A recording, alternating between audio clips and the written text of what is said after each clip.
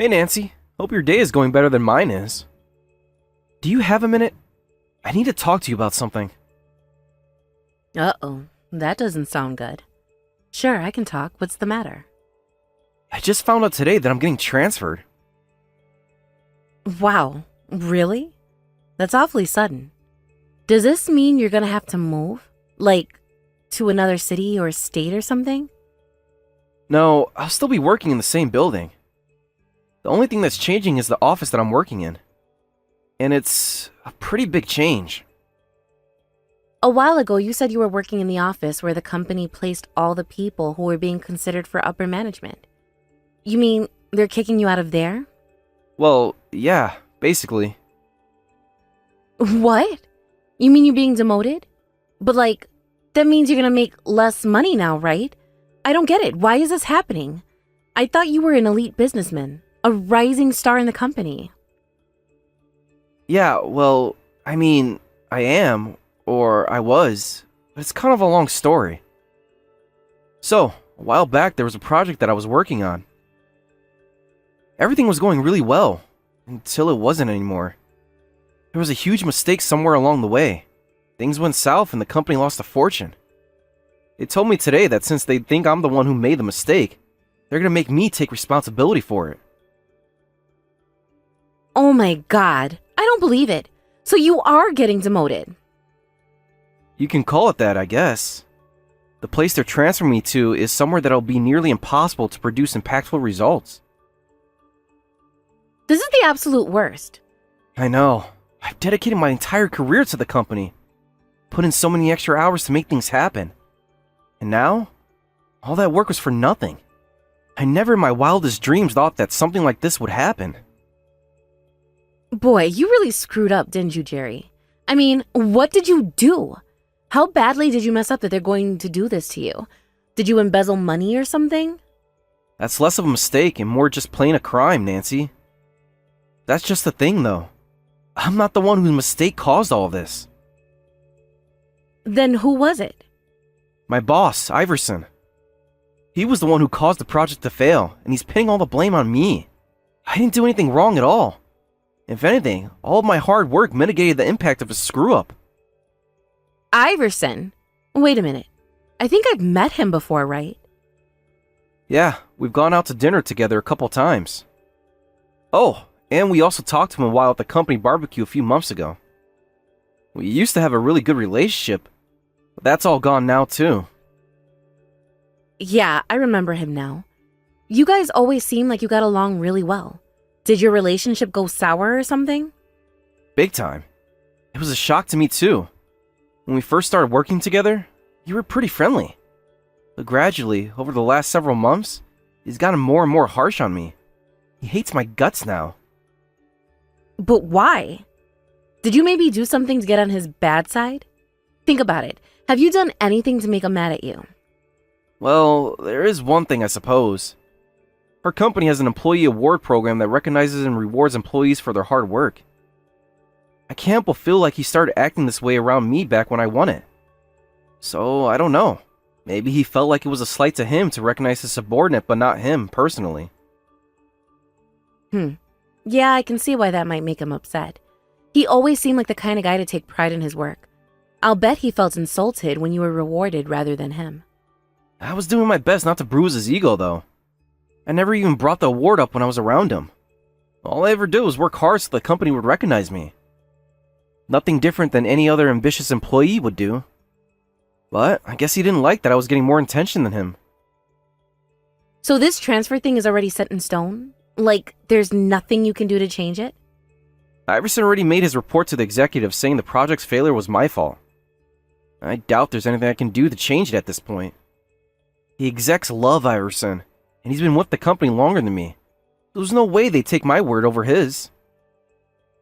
Wow. He's really that well liked by the big shots in your company? That Iverson must be some guy. Yeah, he's something else, alright. Don't get me wrong. He does good work. But his actual work skills are nothing compared to the sucking up to the big shot skills. Sounds like Iverson really knows how to promote himself. To be honest, getting ahead in the business world probably requires that kind of underhanded tactics. I really wish that weren't the case. I've dedicated myself to gaining recognition the good old-fashioned way. Sheer talent and hard results. And now, I'm getting screwed because I didn't suck up to the teacher enough. This really sucks. Sounds like you didn't have the guts to do what it takes. So what if you have to play dirty? At the end of the day, all that matters is winning. It's a dog-eat-dog world out there.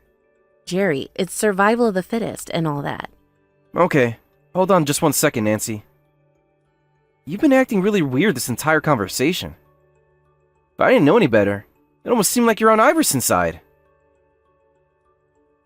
So what if I am? It's not like he did anything wrong. He used the skills he had at his disposal to eliminate the obstacles in his way. In this case, the obstacle was you. And look at the scoreboard, Jerry. Right now it says Iverson 1, Jerry 0. I have nothing but respect for him doing whatever he needed to do to succeed. And honestly, I'm pretty disappointed at what a loser you sound like right now. Wow. Alright then. Sorry I brought this up to you. So let's get down to brass tacks here, Jerry. What's your next move? We're going to get married in just a few weeks, but your career path just got thrown into the dumpster. Do you have any idea what kind of position you just put me in? I've been doing a lot of bragging about you to my friends, you know. Bragging? What do you mean? I've told them all that you're a high-powered businessman who's on the fast track to advancement in a major company. I never signed up for getting married to some loser with no career prospects. I think some loser is going a bit too far. But I'm sorry to have disappointed you. Don't worry, I'm gonna get my career back on track in no time, you'll see. Oh yeah? You're serious about that? Dead serious. I'm not gonna let Iverson have his way with me.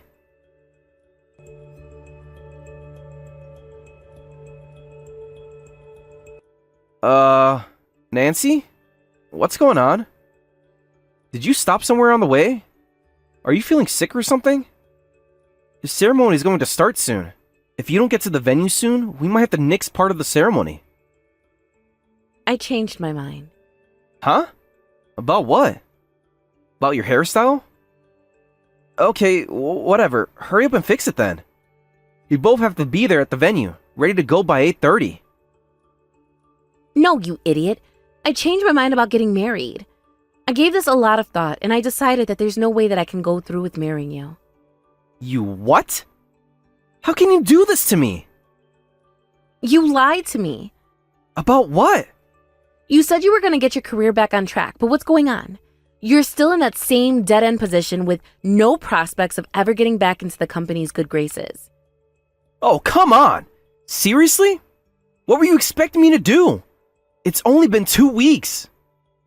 Yeah, and 2 weeks was way more than you deserved. You should be grateful, frankly. But it's clear to me now that you'll never make anything of yourself. You have no future. Nancy, I told you that I was gonna get my career back on track. I didn't say I was gonna do it in 2 freaking weeks. I need more time. How pathetic. You'll still be saying that 20 years from now, won't you? Are you paying attention? Again, it's only been 2 weeks. You've got to be more realistic here. I'm working as hard as I can. And it obviously isn't enough. You need to be doing more. You're sleeping 6 hours a night, aren't you? Make it 4. Have you completely lost your mind? What is it with you? I thought you wanted to marry me because you loved me. Is it really just success that you were attracted to? And on top of that, you're breaking up with me on the day of our wedding? You're a freaking sociopath. Oh, I'm the sociopath, am I? Is that what you think? The man who I thought was going to be able to give me the lifestyle I deserved got himself demoted 2 weeks before our wedding. Am I just supposed to be fine with that? So it is just the money and success you're after. You're the most heartless woman I've ever met. Who gives a crap about heart? You're such a cringy loser, Jerry. All that matters in this world is money and power, and you have neither. What am I supposed to say to all of our family and friends, Nancy? They're all here already waiting for you. And what about the venue? You know how much it costs to book this place? I don't know. You can figure something out by yourself. It is your fault that we're breaking up after all. I have zero responsibility for any of this. Nancy, Are you listening to yourself right now? Do you really not understand just how crazy the things you're saying are? What I understand is that my life is my life, and I have every right to live it my way. I'm not going to compromise on my standards for my husband. So that's it. You're really not gonna even come to the venue? Don't you feel the least bit sorry for what you're doing, not just to me, but everyone who's over here waiting for you? You're not thinking of anyone but yourself. I mean, we're going to break up either way. What's the point of going through with the ceremony? Plus, I already made other plans for today, so I'm busy. This is unbelievable. I'm genuinely at a loss for words. I guess if this is the person who you really are, then I'm glad I found out before we got married. Actually, if I knew back then what I know now, I never would have proposed to you. I never would have even asked you out. Okay, really, Jerry? You're the one who forced me to break up with you. Stop acting like I'm the bad guy. Just go home and start working on your plan to turn your career around, huh? That's exactly what I'm gonna do. I'll make you regret this, Nancy. I'll have you begging me to take you back within the year.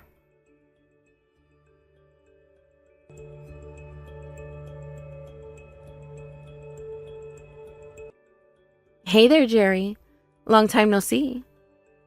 It's been a remarkably pleasant 6 months of no contact from you. What do you want now? I got great news. I got married. What? I literally just realized that I still hadn't broken the news to you. I wanted to make sure you know how happy I am with my life right now. So, how's life going for you, Jerry? Still doing menial paperwork in Loserville? Hold on. We've only been broken up for 6 months and you're already married? Yeah, to a guy who's 100 times the man you are. Would you like to know who the lucky guy is? He's someone you know. I know him? Yeah, you know him very well, in fact. It's your old boss, Iverson. What? You got married to the guy who screwed me over? To tell the truth, he's been trying to get with me for a while now. He was telling me to break up with a loser like you and go out with him instead. When did this all start? He was texting me from way before you got demoted. And to tell you the truth, the offer always was extremely tempting. You getting demoted was what finally convinced me I needed to make my move. I don't believe this. Why would Iverson be hitting on my fiancé? I don't know, because I'm super hot. Anyway, he's seen you as nothing but an obstacle for a long time now. So that's what this was. Iverson's plan all along was to take everything from me. Even my fiancé. I don't know about that, but it was a really easy decision for me. You're a loser, and Iverson's a winner. I'm not stupid enough to pick the loser over the winner. He's got everything: money, influence, and a bright and shining future. Who are you talking about again? Are you drunk or something? I'm talking about Iverson. You know, the guy who crushed all of your hopes and dreams. If you picked him because you wanted a winner, then you made a critical mistake. I guess you were too blinded by greed to see things clearly. He's getting fired next month. So I hope you're looking to get a part-time job. Huh? Uh-oh. From the sound of things, Iverson hasn't told you anything, has he? Things are quite a bit different at the company from when we last talked. What are you talking about? I'm not doing menial paperwork in Loserville anymore, Nancy. I got my old post back. What? But why? They rescinded my punitive transferal. That's not an answer. Why did they do that? Because their decision was based on complete lies. All of my co-workers knew that it wasn't my mistake that caused the project to fail. They gathered up all the evidence they could find and started up a petition to get the executives to re-examine how the project failed. A petition? It was the first time an internal petition has ever happened in our company. They had no idea whether it would work or not, but they were so determined to help me out that they wanted to do whatever they could. The CEO was so impressed by the camaraderie in our team that he ordered a re-investigation like we wanted. It didn't take them long to figure out that it was Iverson's mistake, not mine, that sank the project. So that means that they're gonna do to Iverson what they did to you? Not going to. It's already done. Iverson was stripped of his managerial position, and I was restored to my original post. You know what that means, Nancy. It means that right now, I'm Iverson's superior in the company. But he never told me anything about that. That doesn't surprise me. I doubt his pride could handle it. Especially since you're the former fiancée and current wife of his former subordinate and current superior. So he might have been able to keep that a secret, but there's no way he'll be able to keep it a secret once we fire him. So he's really getting fired? I witnessed firsthand a number of instances in which Iverson committed clear misconduct. I put together an exhaustive report and submitted it to the board of directors. And as a result, he's just not getting demoted, he's getting fired. You're so full of it. He never did any misconduct. You're making that all up. You're just trying to get back at him for getting you demoted. No, actually, unlike Iverson, I'm not one to invent wrongdoings to carry out a personal vendetta. Everything in my report is 100% true. Best part is that since I'm his superior now, I'm the one who gets to tell him the news tomorrow. As of the end of this month, he's getting terminated. You mean he doesn't know he's getting fired yet? Well, I texted him and told him about the misconduct report I put together on him, so he knows that much. I'll bet he's sweating bullets right now waiting to hear the decision of the disciplinary committee. But I think it can wait until tomorrow. I was busy seeing a client today, and I'd rather tell him in person so I can see the look on his face. Now that you mention it, he did look kind of pale when he left the house today. I'll bet hearing from me that he's getting fired is going to be the single most humiliating moment in his life. And that's why I have to carefully plan out how exactly I'm going to tell him, to make sure it's as humiliating as possible. What am I going to tell my parents? They forgave me for dumping you on our wedding when I told them that my new man was filthy rich. What? That's all it took for them to forgive you? I guess the apple doesn't fall far from the tree, huh? I promised them that Iverson would be able to pay them back for the money they spent on the venue's cancellation fees. Now they're going to be really mad at me. They're going to think I was an idiot for breaking up with you. And there it is again. Money really is everything for your family. I guess I shouldn't be surprised at this point. Oh no. What am I going to do? I can't have an unemployed husband. I'm going to have to make him get a management position at a different place right away. Nancy, he's being fired for misconduct. What company do you think is going to hire someone with a black spot like that on their resume? He can just cover it up then. Uh-huh. So, what is he going to say when they ask him why he left his previous employer? Will he try to play the, "Sorry, I can't tell you because I have an NDA card"? Nah, not going to work. It's a tight industry, and word gets around.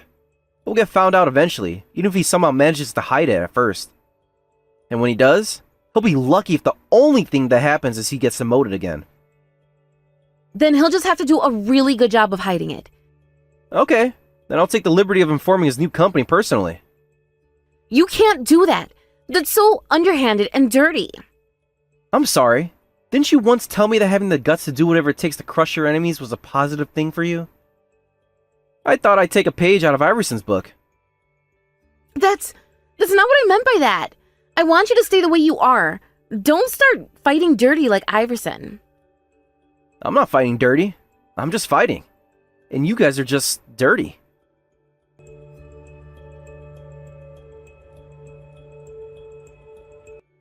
Oh no, this is bad. Really bad. He's absolutely losing it. I think getting told by you that he was going to be fired was too much for him to take. Man, let me tell you what, Nancy. The moment when the words, "You're fired," came out of my mouth was the most satisfying thing I've ever experienced. I finally said all the things that I've been waiting to say to him for almost a year now. He's been on a rampage ever since he got home. He's screaming at the top of his lungs and throwing around all our stuff in the house. And he won't stop, or even listen to a word I say. Okay, well, maybe you should think about calling the police? Are you crazy? I don't want to get the police involved in this. That'll just make it worse. Well, then you're just gonna have to deal with it. You're married now, right? He's your husband, and it's your job to support him. For richer and for poorer, as the vows go. I had no idea he was capable of being this violent. I mean, I understand that it's a huge shock, but he has absolutely no self-control. That's the thing about having a big ego like him. It works great when things are going well for you. But when he gets knocked down, it makes it way, way harder to get back up again. You're totally right. He's down for the count. You've won, Jerry. It's a total victory. So, since you've already won, can't you show a little mercy? His termination can't be undone, Nancy. I'm not talking about him. I'm talking about me. Oh yeah? And just what kind of mercy would you like me to show you? Won't you save me from my broke, psycho, loser husband and get back together with me? Tell me something, Nancy. When you said that just now, did you actually think there was any possibility of me saying yes? Well, you're a nice guy, aren't you?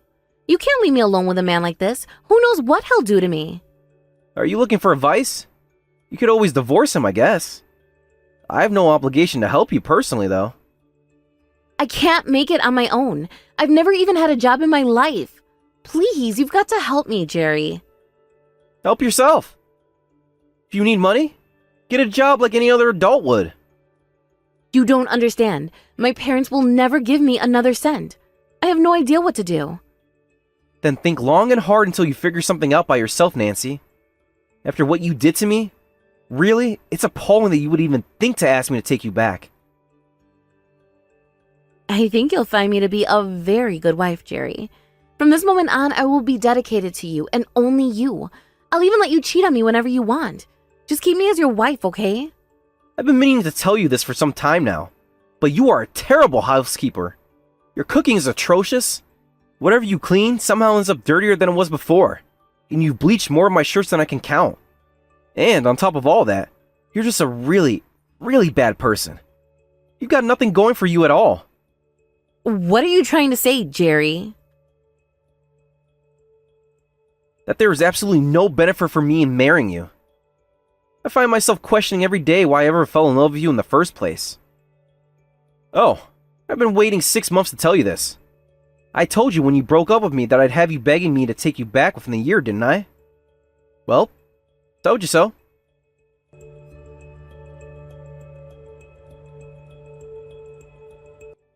After that, with much satisfaction, I blocked Nancy's phone number and all of her social media accounts. A few days later, however, a letter arrived at my house. Yes, it was from Nancy. She told me all about how miserable she was, how none of her family or friends would help her, and that I'm the only one who she can turn to. Isn't that a surprise? She was so desperate for money that she sent a handwritten note by snail mail begging for it. Since she refuses to work like an ordinary human, she finds herself in a position where no matter how much she wants to leave Iverson, she can't. Iverson managed to find another job, by the way, but didn't have anywhere near the salary and benefits of his old job. The shame was all too much for him to bear. So he eventually ended up turning to alcohol to soothe his ailments. He was sober on the day he went on a rampage after I told him he was getting fired. And apparently, he gets even more crazy when he's drunk. As for me, I quickly moved out of my apartment onto a condominium complex aimed at single occupants. I obviously didn't tell Nancy my new address, so she no longer has any means of contacting me. I've already confirmed that I succeeded in sending Iverson and Nancy into the deepest levels of hell, so I have no need or desire to see or hear from them ever again. My first task now is to forget the fact that I ever knew either of those two monsters.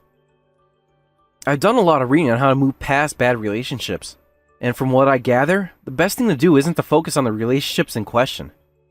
Rather, I should rebuild my life around something positive that has absolutely nothing to do with them.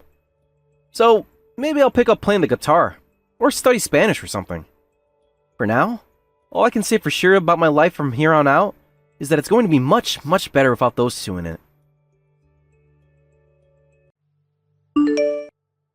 Hey there, Kim. Long time no see, huh? How have you been, sweetie? Sharon?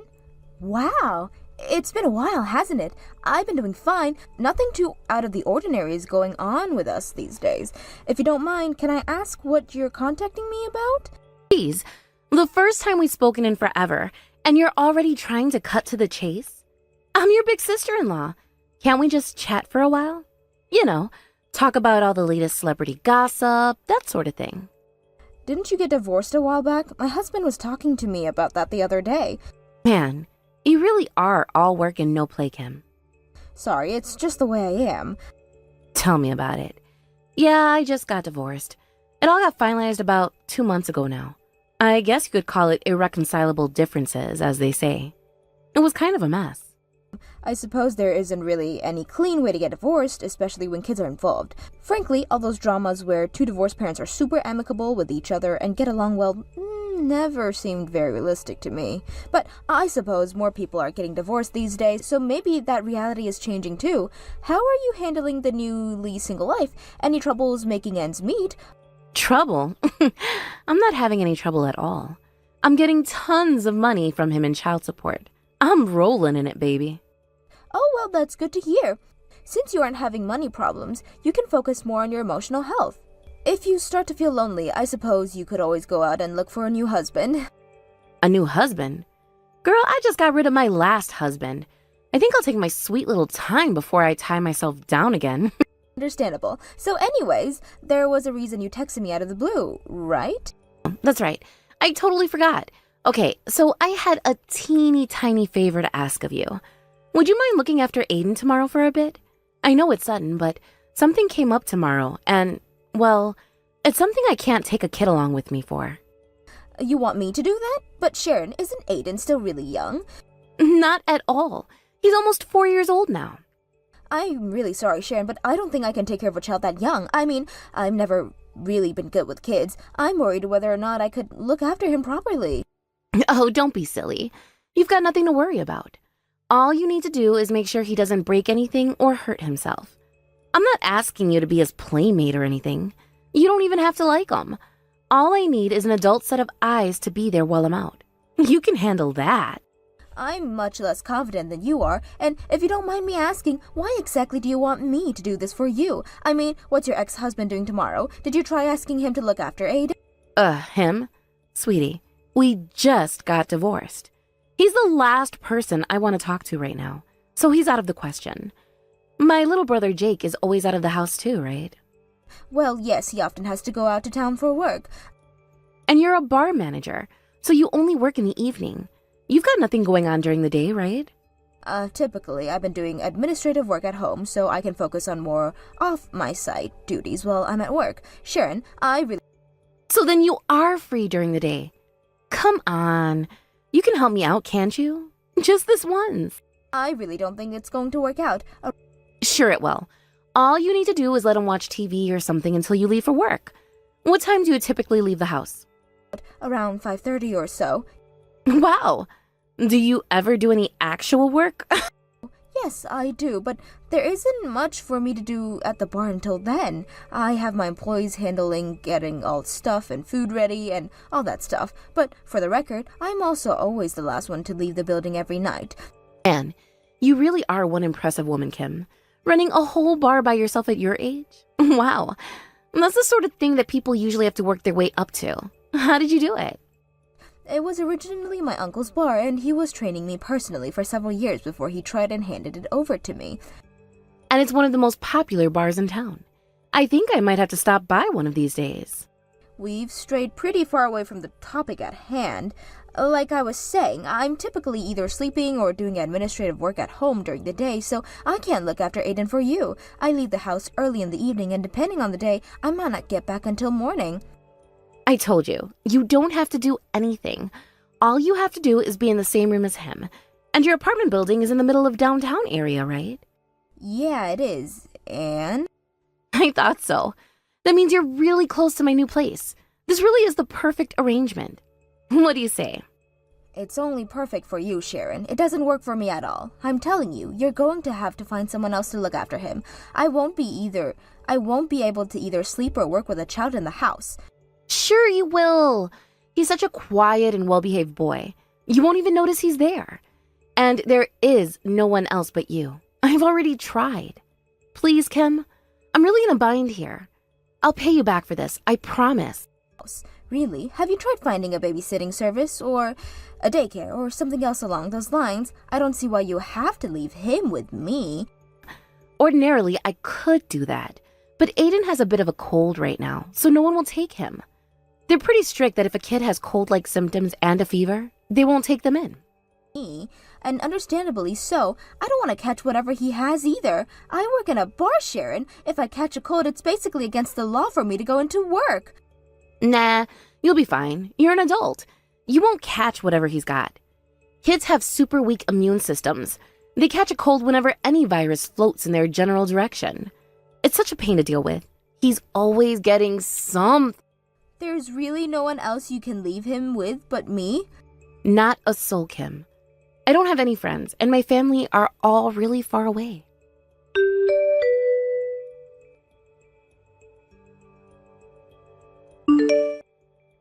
But I have something really important to do tomorrow, and I cannot take Aiden with me where I'm going. All right, but this is a one-time thing, okay? And you must be back to pick him up no later than 5. Thanks, sweetie. I'll be over there bright and early tomorrow morning to drop him off.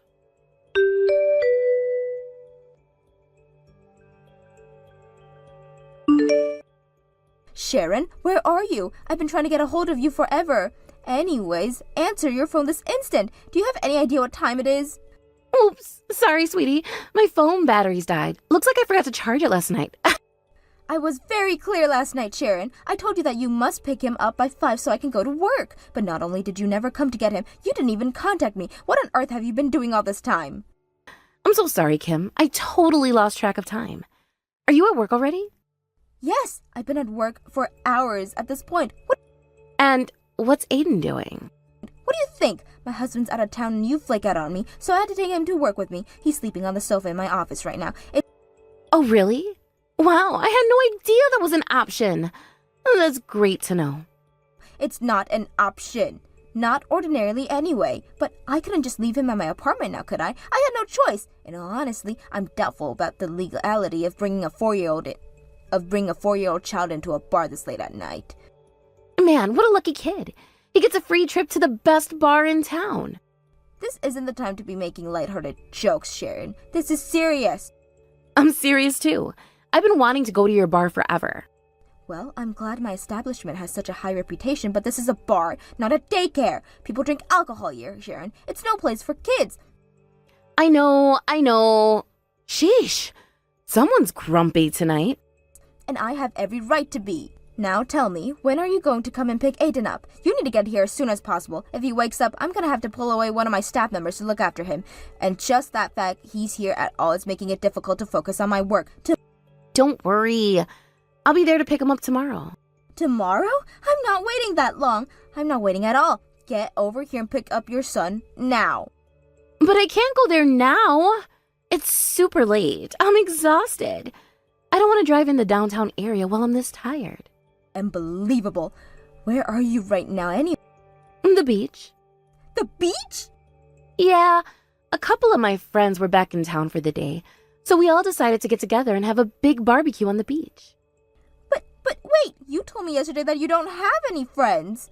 Isn't that the whole reason that you left Aiden with me in the first place? Oh, did I say that?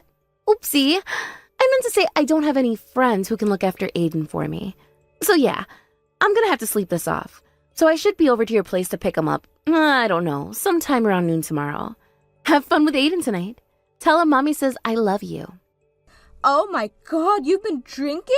You left your son with me all day so you could go to the beach and get drunk with your friends? That's it, I'm not looking after him tonight. If you're too drunk to drive, then call a freaking taxi. I can't do that. Taxis are expensive and I'm super tired. How tired do you think I am right now? I woke up early to take care of your son and I've been constantly have to check in with him while I'm at work. Tired. What's your problem, Kim? I haven't done anything to deserve getting reamed out like this. It's just for one day. You can handle it. I'm still in utter shock at the situation. You dumped your kid on me so you could get drunk at the beach. That's absolutely insane. I thought you had work or something. You mean to tell me... Work? I don't have a job. Tell me that you're taking the money your husband is giving you for child support to buy food and booze for yourself? Nonsense. All that money goes right to Aiden. I dip into my own personal savings whenever I want to have fun. And it's not like I do this all the time or anything. Today is special. I'm not sure I believe you. Really? What kind of mother do you think I am? Obviously, my child always comes first.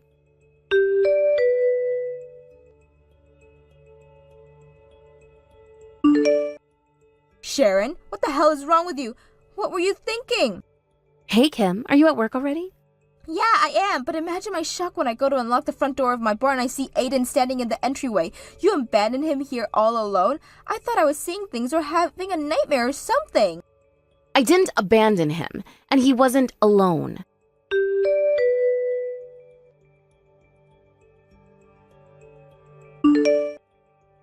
You were there, weren't you? I knew you'd be there eventually. You must be out of your mind. You left him alone at the door to a bar in the middle of a downtown area. People walk around here drunk and high all day long. Not to mention, it's not exactly the safest area of the city. What if something happens to him? What did you expect me to do? The door to your apartment was locked, and the security guard wouldn't let me leave Aiden with him. My only other option was to go to your bar. I figured if you weren't home that you were either on your way to the bar or already there. And it turns out I was right. Aren't I a regular Sherlock Holmes? You're a total idiot, Sharon. No, I am not. Aiden says he's been waiting here for hours. It's only by the grace of God that one of my early staff members saw him here when he got to the bar and took him inside before it got dark. Do you have any idea what an insanely dangerous thing you just did? What's the big deal? He's fine, isn't he? Somehow beating the odds and not getting kidnapped or killed is not the issue. I don't know what you want me to do. You've been doing your best to avoid me for the last month. You won't answer my text or my calls. You never come to the door when I go to your apartment. You took every other option away from me, so there was nothing left for me to do but take him straight to the bar. Why are you taking it for granted that you have to shove your kid off onto me? You could always, look after him yourself. And you're damn right I've been avoiding you. I know that if I gave you the opportunity, you'd pull another stunt like you did last month and stick me with your kid overnight. So you were avoiding me. You're admitting it? How could you be so cold to me? We're family. Family is supposed to stick up for one another. Night. You know who else is your family? Aiden, and he's way closer to you than I am. Were you being a good family member to him when you abandoned him alone in front of the bar so you could go off and do whatever? And after all this time, you still haven't found anyone or anywhere to send him other than me? I don't believe you. Aiden is your nephew, remember? Don't you want to do everything you can to keep him safe? Why should I throw him in some daycare when I can leave him with his own aunt? Me? You're only giving him to me because you can't abandon him at daycare overnight. I have work to do, Sharon. A lot of my people depend on me to be the best every day, and I can't do that if I'm exhausted from babysitting your kid all day and night. What? You think I have it easy or something? What about me? I managed to get sole custody of Aiden after the divorce, but now I have to take care of him all by myself. It's awful. I can't do this all by myself. So you can take him off my hands whenever I need a break. What? And you can give up trying to avoid me. I know where your bar is, so I'll just park him over there whenever I want to. So if you don't want to be responsible for Aiden getting hurt, you better keep a close eye on the front door. This is insane. You're behaving like a woman out of some bad soap opera. I mean, what kind of mother would show such wanton disgrace for their own child's safety? I don't need any lectures on motherhood from someone with no kids of her own. Fine. You want to be a little brat about this? Okay, how about I give you $100 every time you look after him? You're not giving me anything. That's not your money. You're gonna take it out of your husband's child support payments, aren't you? So what if I am? That money is supposed to be used on Aiden, right? It's no different than me paying for a daycare or a babysitter for him.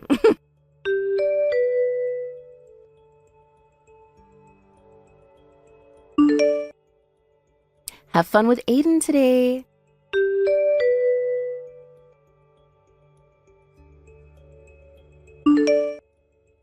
Oh, and by the way, I mean for the next few days. I'm going on vacation. I already dropped him off, so hurry on over to your bar to him up. I see you've abandoned your son on my doorstep yet again. My husband told you to knock that off, didn't he? Yeah, you sent him to do your dirty work, didn't you? Well, too bad. He doesn't get to tell me what to do, and neither do you. Aiden is my son, and I say you take care of him. You know, he's getting pretty used to you lately. What would you say to just letting him live at your place? That would save me a lot of trouble. Just make sure to take him to my ex-husband's house on his days, okay? I hate to tell you this, Sharon, but Aiden isn't here anymore. Huh? No, that's impossible. I left him out in front of your bar a couple of hours ago. And he was gone. He was already gone by the time I got here. Then, where is he? It seems like someone picked him up before I had the chance to. What? Who did? The police. No, you're joking, right? Tell me you're joking. But why did the police come and pick him up? Did you call them? I didn't have to. It's a pretty busy area, Sharon. The police patrol in the area are all the time. Did the police tell you anything? Is Aiden at the police station now? Go and pick him up right away. The police department called the bar a little while ago. They said they saw a child standing alone out in the front of the bar, so they took it over to the police station. I suppose they assumed he must have been a child of someone who worked at the bar. Are you listening to me? I said go and pick him up right now. They asked me what the deal was, and I told them the truth, the whole truth. So they did some digging of their own and contacted Aiden's father for me. I really appreciate that. I had no idea how to contact him because you never gave me any of his information. They called my ex, but I have sole custody of Aiden. Why wouldn't they call me first? According to them, they tried to contact you multiple times. You never answered the phone, though, and his dad was his next of kin. Oh, wait a minute. Is that what that number was? I thought the phone number for the cops was 911. No, Sharon. That's the emergency dispatch number. Police stations have regular phone numbers, too. I hope getting all those phone calls didn't interrupt whatever sort of fun you were having right now. Oh, and by the way, I think you should know that your ex-husband is going to sue you to get custody of Aiden back. He called me a little bit ago to thank me for looking after Aiden and apologizing for what you were doing to me. He can't do that. Yes, he can. Are you serious? And what you did was the very definition of child neglect. You abandoned him alone in front of a bar. He has every right to take custody from you. That's ridiculous. I didn't abandon him. I just left him with you for a little while. I don't do this all the time, just every once in a while. I don't deserve to lose custody of Aiden. Not only do you deserve to lose custody, I'd say a lengthy prison sentence is also in order. Are they going to throw me in jail for loving my son? Loving him more than anyone else in the world? Oh, shut up, Sharon. You didn't fight for custody of Aiden because you loved him. All you want to do is collect a large alimony check from your ex-husband. He told me a lot of things I didn't know before, Sharon. Like, for example, the fact that you don't have practically any savings at all. So you lied to me. You were using his child support payments on yourself. This is your fault. Why don't you go to work so late? If you wouldn't have been such a lazy loser, then the police wouldn't have picked him up, and I wouldn't be in this mess right now. You call yourself a manager? Going into work at 5:30? At least I work. Meanwhile, you're living off your husband's child support payments. How about you get a job and support Aiden on your own? Oh, so now you're acting all high and mighty because you're a bartender or something? You think you're better than me because you have a job and I don't? Yeah, basically. And you think I'm some kind of neglectful mother, huh? Yep, right again. Are you making fun of me? I don't know. I don't really feel like I am. I'm just calling it as I see it. How many times do I have to remind you that you dropped off your child at the front door of a bar in the middle of a city that's currently experiencing a crime wave? Huh. If it weren't for the fact that this is a real child we're talking about, that would be hilariously stupid. And now you're getting exactly the consequences anyone should expect for doing something so stupid. Are you telling me I deserve to lose Aiden? That is exactly what I'm saying. You're a pathetic imbecile and are reaping what you've sown. Stop calling me stupid. I'm not.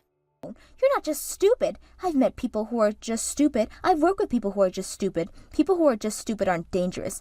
Your brand of stupidity, however, put your own child in grave danger. You're stupid and dangerous.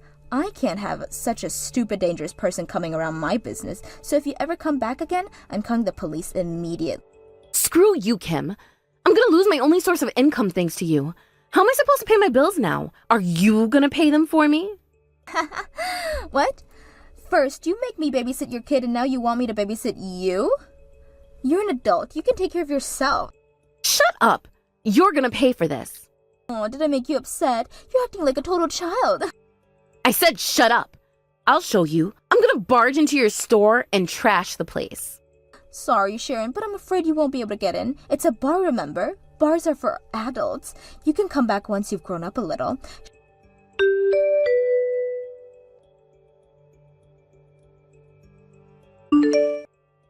Sharon talked a big game, saying she was going to show up at my store, but she never did. I was prepared for the worst, so I was pretty relieved when it became clear she wasn't going to follow through with her threats. Apparently, she was so busy dealing with the police and her ex-husband that she didn't even have time to deal with me. In the end, she lost custody of Aiden and lost her child support payments along with it. She had been living off those payments ever since she got divorced, so she was in for a rude awakening when her bank account was drained. And who did she go first for help? None other but her younger brother, my husband, Jake. She launched straight in and demanded he give her money and allow her to live with us. Obviously, Jake declined, and he made it clear that he didn't want anything to do with her ever again. A while later, I found out that she started working at a bar near mine. It just so happened that the owner of the bar is an acquaintance of mine who regularly comes to my bar after his closes. I got concerned he might not know who he was dealing with when he hired her, so I went out of my way and told him about the whole incident with Aiden. But I guess she already earned herself a pretty lousy reputation at the bar through her terrible personality alone. They hated her before they even knew about what she did to her son. I'd like to think that she'll learn her lesson and change her ways before too much longer, but I'm not really hopeful. Hey Morgan, hope you had a good day today. I got home from work a minute ago. Thought I'd check in to see how you were. Aw, you're such a sweetheart, Ken. I'm doing great, thanks. I just got done eating dinner, and I was about to take a bath right now. How about you, Ken? Did you have a good day at work? Yeah, no complaints. A lot of the same old, same old. Hey, I actually also want to talk to you about tomorrow. We're meeting at the station at 12, right? Yep. My parents' house is within walking distance of there. Meeting up at 12 will be perfect. Okay, gotcha. Man, really nervous. You've got nothing to worry about. My parents are nice, and I've told them nothing but good things about you. Oh, great. Thanks for setting the hurdle high for me. It's not like you to be so stressed about something. It's okay, Ken. You're a good guy. Just be you, and everything will be fine. I know, but it's just... Well, I'm about to ask your father for his daughter's hand in marriage. How can I not be nervous? I guess when you put it like that, I see your point. I remember the first time I met your parents. I could barely sleep the previous night. Right? Now imagine that stress multiplied by 100. That's how stressful it is for guys in the same situation. It's way scarier for men than for women to meet their fiancé's parents. Really? Why do you say that? What am I gonna do if I'm talking to your dad and he starts telling me, "You don't deserve to marry my daughter"? Seriously? Ken, that is never going to happen.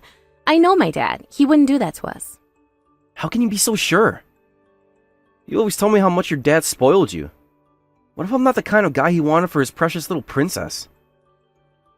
Okay, for the record, my dad has never called me his precious little princess. Second, he just loves me like any father would, I'd say. Most importantly, he loves me enough to trust my judgment. I'm glad you're confident anyway. Meanwhile, I don't know if I'm going to be able to sleep tonight. Ken, listen to me. It's gonna be okay. You trust me, don't you? Well, I'm telling you, you don't need to stress out over meeting my parents. Alright, that's what you say. Guess I'll hit the sack a little early after dinner in a shower. Do whatever you need to do to relax, okay? Send me a text when you wake up in the morning. Will do. Love you. See you tomorrow.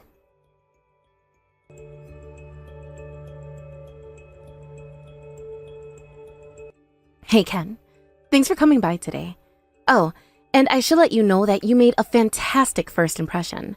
Both my mom and dad are raving about what a fine young gentleman you are. Really? Phew, that's a relief. I did want to ask you, though, are you feeling all right? You started seeming a bit under the weather after we were talking for a while, and you were making trips to the bathroom every 15 minutes. What's the matter? Did all the stress get to your stomach? Well, I don't know. I just wasn't feeling well, that's all. That doesn't sound good. Is something wrong? No, it's fine now, really. I'm sorry.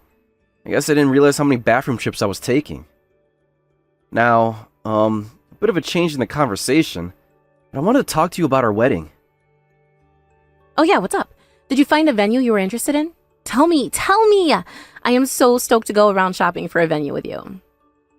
No, it's not about the venue. It's about your parents. I was thinking that it would be for the best if we didn't invite your parents to the wedding. What? What are you saying, Ken? This is rather sudden. Trust me, it's for their own good. Wait, now you're making even less sense. How is it for my parents' own good not to invite them to our wedding? Did they say something to offend you today or something? If that's it, I wish you'd be more specific. No, it's not that they did or said anything wrong at all. It's not even their fault. It's just that my parents are, well, they're kind of the elitists about a lot of things. I mean, they're both Ivy League graduates, and they sent me to an Ivy League university too. My grandpa is the chairman of the board of directors of his own company. So, yeah, they're pretty elitist about who they hang around with. I don't get it, though. Your parents knew about what sort of family I came from, and they gave us their blessing to get married, didn't they? If they were really that concerned about my parents' educational and work background, don't you think they would have said something sooner? That was because it was you, though. Your parents may not have, but you went to one of the most exclusive private universities in the state. And after graduating, you started working right away for a Fortune 500 firm. Even if what you're saying is correct, they're still my parents, Ken. I love them. They've done so much for me over the years. And I appreciate how hard they worked to raise you, but neither of them ever even went to college. I don't think my parents are aware of that. And they're working in some factory in town, right? Some factory? Don't tell me your parents' elitism is rubbing off onto you. I really need to watch my phrasing. That's not what I meant at all. Sorry. Like I said, all of my family are college graduates. Our parents are all sitting at the same table during the wedding, so they're inevitably going to talk about stuff. Whenever two guys meet, their job and career path always comes up first. I'm terrified of how those conversations might go. I'd hate for your parents to get hurt by an insensitive comment from one of my family members. I'm telling you, they can be super elitist at times. I don't think my parents are soft enough to have their feelings hurt by comments about their work. And as long as you're there to stick up for them, I don't see what the problem would be. Yeah, obviously I'm going to do my best to keep tabs on them and redirect the conversation if need be. But again, I'm worried about them having their feelings hurt. And I'm telling you that it won't be a problem. We're not going to be able to babysit your parents 24/7 during the reception, Morgan. It's our wedding. We're the stars of the show. This is going to be our only wedding ever. I really don't want to ruin it. You don't want to come out of our wedding with bad memories of the whole event, do you? Honestly, Ken, I have no idea what's gotten into you. I've never heard you say something so unthoughtful or uncaring before in all the time we've been together. Please, Morgan, you've got to understand. This isn't what I think, it's what my parents think. I would so much rather not be having this conversation. That's all there is to it. My parents are elitist. Be that as it may, I still don't get why we can't invite my parents to our wedding. You seem like you're in agreement with me that your parents' elitism is wrong. Why not do something about them? I've tried, Morgan, so many times. I'm only telling you this right now because I've been thoroughly convinced that there's nothing I can do to change their minds. Ken, there is no way I'm going to plan a wedding without inviting my parents. I know that you must be thinking I'm the biggest jerk in the universe right now. Yeah, you're not too far off the mark. Look, tell you what, I'll go take one more stab at getting my parents to lay off, okay? I'll tell them that they are not allowed in any circumstance to say any kind or untoward things toward your parents. I don't know, Ken. Are you sure that's even necessary? Do you think you're making a big deal out of nothing here? No, trust me, Morgan. I'm 100% positive that this is the best way to move forward. And seeing how much they love you, I'll bet they can put up with your parents for just one night. Put up with my parents? Is this some kind of joke? What is so bad about not going to college? I'm on your side, Morgan.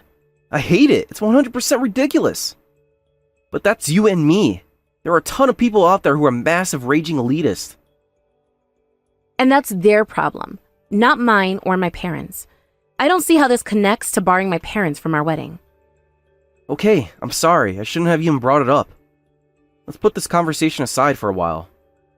In the meantime, I'll take care of things on my end. This conversation is not over, Ken. I know. I just told you we can put it on hold. I should have told you about my parents before now. This is my final word on the topic, Ken. I don't care what you say. My parents are coming to our wedding. And if your parents or other family members say anything unkind to them, I'll give them a piece of my mind personally.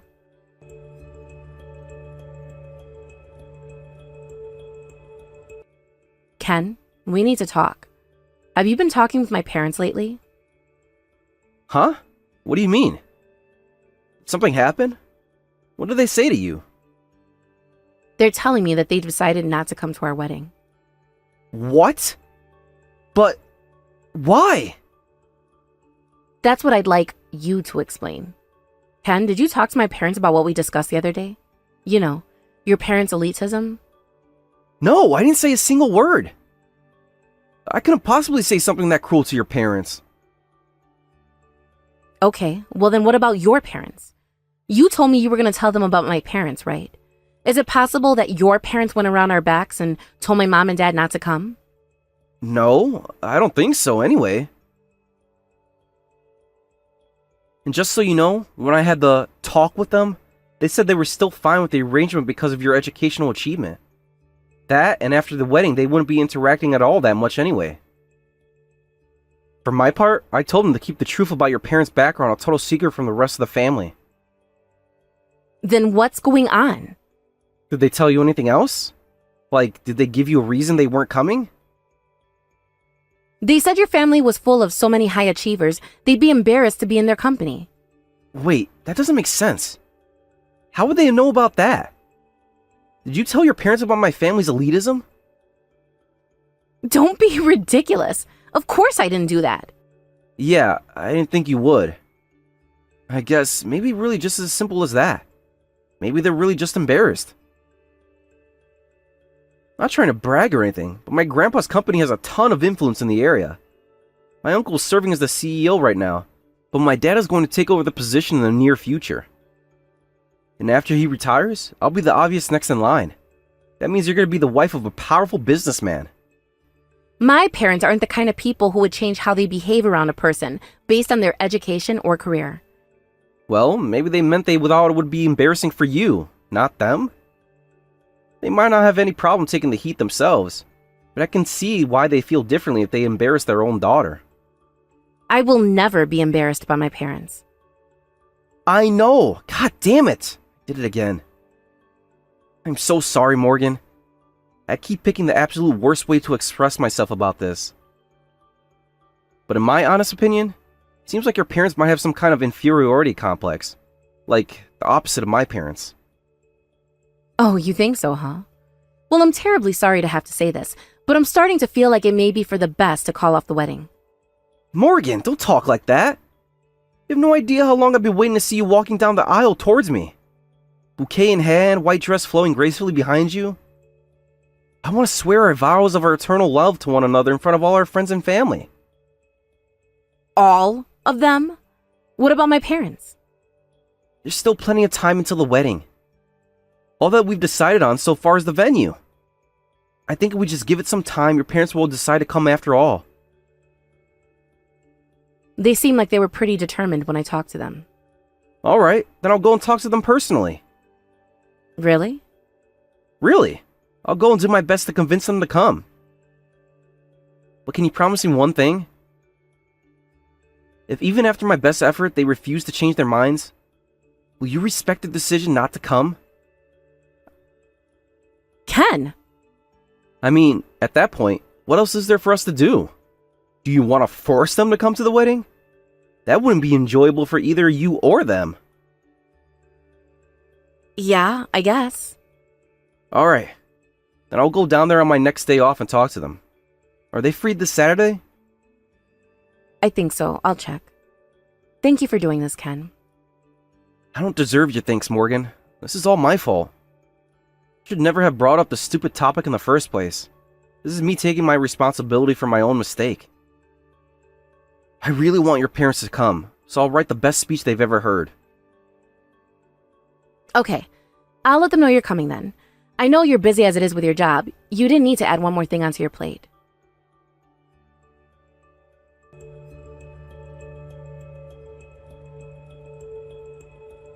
Hey, Morgan! I got amazing news! I just got a call from the wedding venue. They told me that they just got a cancellation for the date we had picked out as our first choice. Great. Morgan? Are you still mad about that? I wish you wouldn't take this out on me. Your parents are the ones who are to blame here. How so? Do I have to say it? I hadn't even said one single stinking word to your dad when I got to their house that day. And what was the first thing he said to me? Get out! All I wanted to do was ask him to come to the wedding. And frankly, if that's the attitude that he's going to have around me, then I'm glad they're not coming. I think I called it right a few weeks ago, Morgan. They've got some crazy inferiority complex. You've got some nerve talking about my parents like that. In my honest opinion, Morgan, your dad really pissed me off. I'm putting my foot down. They are not coming to our wedding. That's fine with me. I won't be coming either. What? What do you mean you won't be coming? I mean just what it sounds like. The wedding is off, Ken. What? Why? Have you completely lost your mind? You really don't know? Well, I do. I know everything, Ken. I know what's really going on. Huh? I saw the way the color drained from your face when you found out that my parents never went to college and worked in a factory. You gave me this whole speech about how your parents were the elitist, but the truth is that you're the one who's the elitist. And that's why you didn't want them to come to the wedding. That's not true. I told you, Ken, I know everything. You told my parents that they weren't allowed to come to our wedding. You and my mom exchanged contact information when you came over to introduce yourself, right? They showed me all the texts you've sent them since then. What? They showed you my text? Well, no, actually. I took their phones when they weren't looking and saw for myself. They refused to tell me anything and I wanted answers. You said so many terrible things to them. How they were human trash, low IQ drones, blue-collar bums, and that you never wanted to see their faces again after the wedding. No, Morgan, you don't understand. I didn't want to send those messages. My parents made me send them. Sorry, but I covered all my bases, Kevin. I talked to your parents personally, and they said they had no part in it. As a matter of fact, they're also denying what you said about them being elitist. They're here at my parents' house right now to apologize to them for everything that's happened. Would you like to come by too? What? My parents are over there now? They told me they wanted to see your text for themselves, so this engagement is over. I'm breaking up with you. Hold it right there. You're breaking up with me? You can't do that. You already accepted my proposal. That means you love me. I thought I did when I said yes, but now I can see that I never knew the real you. I can't believe you were insulting my parents behind my back. Morgan, please hear me out. I'm going to be the CEO of my grandfather's company one day. Don't you know what that means? That means that I'm going to have all the eyes of the industry on me and my family. I don't want people to find out that I'm related to people like your parents. So that's why you tried to force them out of our lives? I don't agree with that choice of words. I was simply encouraging them to exercise restraint and not associate with us in public. That you can say something like that so casually is exactly why I can never be with you. You can't do this to me, Morgan. I'm in love with you. You're intelligent, beautiful, talented. You've got it all. I could take you around in high-class circles without worrying at all you'd embarrass me.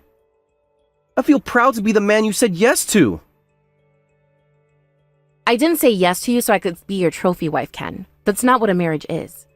And if you like the finished product you see in me today, you should be a little more respectful to my parents. They're the ones who made me this way.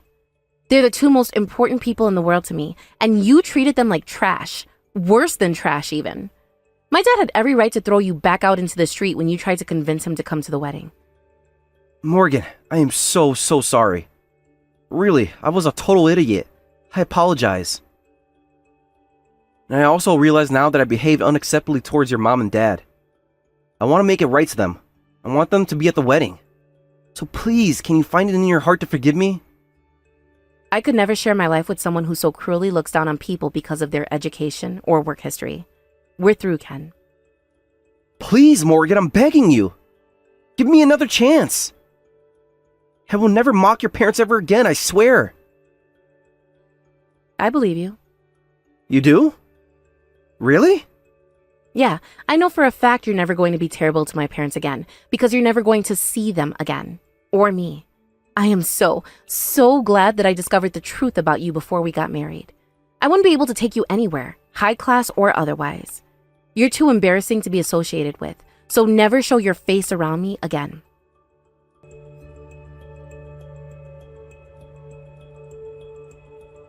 After that, Ken rushed right over to my parents' house. He got down on his knees, crying his eyes out, and begged my parents to forgive him for everything he'd said and done to them. Ken's parents were there at the time too, so he ended up getting a grand total of 4 lectures that day, one from each of them. He can apologize and beg and plead all he wants, but my mind's made up. There's nothing that he could ever do to get me to forgive him. After the lectures were finished, they sent Ken out of the room to have a talk with each other about how to move forward. When they called him back in the room, their decision was unanimous. They could no longer give their blessing to our marriage. My parents had put some money down to reserve the wedding venue for us, and Ken is going to pay them back for that.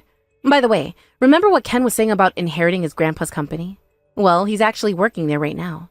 Apparently, he's such a lousy worker that they would never consider him for the role of CEO. All he does all day is try to push off his work to people who he found out graduated from less prestigious universities than he did. Everyone hates him. He managed to turn the whole family against him with the way he slandered them, so I doubt he'll be making any big career advancements anytime soon. He was always a kind, gentle, and loving person to me. I was so utterly shocked to see his true face. I can't tell you enough how lucky I am that I managed to dodge that bullet. We had quite a few shared friends, so word of our breakup spread fast. That means Ken's reputation is following him around, not just at the office, but now in his private life too. He's so broken up about it, all that he never leaves his room anymore, except for work. As for me and my parents, after Ken paid them back for the wedding venue deposit, they decided they wouldn't feel right throwing it all back into their savings account. They wanted to erase any connections they ever had to him, including that money. So, they decided they would spend it all on a nice vacation, and were kind enough to invite me to tag along. I feel so sorry for all the trouble I put them through. I can't imagine how much it must have hurt to hear their own daughter's fiancé belittle them like Ken did. But I think any sadness they had over his treatment of them is far outweighed by their relief that we're officially broken up. The vacation was wonderful, by the way. We actually did kind of a nostalgia vacation. We picked out a bunch of places we visited and wanted to visit back when I was young, and went to as many as we could.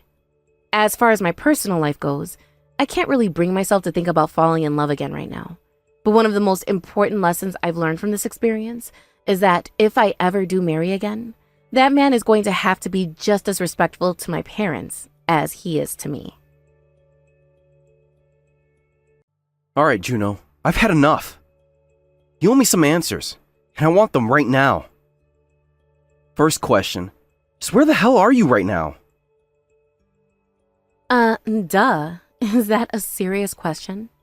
I told you, I'm going on a trip today. You're such a moron. Did you really forget me telling you about it? A vacation, huh? And who are you going with? My friends. Is that acceptable to you, Your Majesty? Am I allowed to have a life outside of you? Your friends? BS. You're so full of it. Excuse me? What the hell is your problem, Carter? I know you're cheating on me, Juno. You're not going on vacation with your friends right now. You're going with your boyfriend.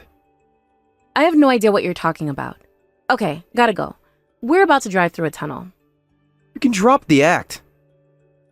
I don't think I haven't noticed how strange you've been acting lately. You're barely ever home because you're always going out with your friends. And whatever precious little time you actually do spend at home, you're always staring at your phone. Oh, well, excuse me for using social media. Come on, Carter, really? You're such a weirdo sometimes. I know you have nothing but bummer hobbies and don't know the difference between TikTok and Twitter. But just because someone is on their phone a lot doesn't mean that they're having an affair. First of all, I do know the difference between TikTok and X. It's not called Twitter anymore, Juno. Second of all, I also know that you haven't been using either of those. You're always texting someone. You're gonna need to have a lot more evidence than that if you want to accuse me of cheating on you. You want to know more? I've got plenty. How about your spending habits? I checked your credit card bills, and you are spending a ton of money that you don't have. I mean, I've seen some days where you spend over $5,000 in a single day. You're out of your mind. That's not true. You must have been reading the credit card bill wrong. I know for a fact that I didn't misread the names of your expensive hotels you've been staying at. And that's not all. I knew it wouldn't be enough to have hotel stays on your credit card bill, so I hired a private detective to check you out. And do you want to know what he told me? He told me that he saw you and your boyfriend making out in a car together. But wait, there's more! He's got pictures, Juno. You're done for. You hired someone to spy on me? I can't believe you.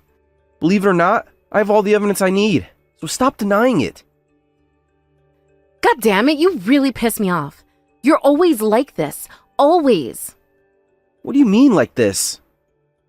Are you upset that I don't let you get away with screwing me over? There you go again. You're so obnoxious. Why do you think I cheated on you, Carter? Because you're an obnoxious loser? I'll go ahead and let the obnoxious jab slide for a moment. Because I couldn't help but notice that you just admitted that you were cheating on me. I've put up with a geezer like you for long enough. What was I thinking when I agreed to marry you? I should have married someone closer to my age. Is this some kind of joke? When we got married, you said you fell in love with me because of our age gap. You said you hated all the men your age and wanted someone older with a more stable career. You've done a complete 180. Well, I've done some thinking lately too. I thought you were young, beautiful, and sweet, but now I realize that you're nothing but an immature little brat. You can call me whatever you want, old man. I don't need you anymore. My new man's just 2 years older than me. This is the perfect age gap. Old enough to be more mature than men my age, but not old enough to be a practical boomer. Oh, well, good for you. Thank you. I wish you all the best of luck in finding some old granny for your next wife, too. You might want to hide the fact that you married someone 15 years younger than you, though. Women think guys like you are gross. Age isn't important to me. All that matters is whether a person is responsible, mature adult on the inside. You're not entirely off, though. I'll definitely be looking for an intelligent, mature, sophisticated woman next time. Are you trying to tell me I'm not all that stuff? Do you want me to spell it out for you? I already told you, you're nothing but an immature brat. You got bored with your toy, so you're throwing it out and moving on to a new one. I don't have to sit here and take this from a geezer like you. Screw you. Go and move into a nursing home or something, Grandpa. Aren't we a grand couple, huh? A grandpa and an immature brat. Well, this grandpa's divorcing you, you little brat. Fine by me. I want you to get out of my life as quickly as possible. Pack your things and get out of my house immediately. Gladly. Oh, but let me just make one thing clear. You were the one who brought up the divorce first, right? I'm saving these texts, so don't bother trying to deny it. Huh? What's your point? Whatever. I'm not playing your stupid games. I've reached the end of my rope with you. I can put up with a lot, but this sort of betrayal is something I never will forgive. I already got all the divorce papers sorted out. Sign them as soon as you get back. I can't wait. You think I want to keep living with a walking corpse like you? I have half a mind to call off my vacation right now just so I can get rid of you.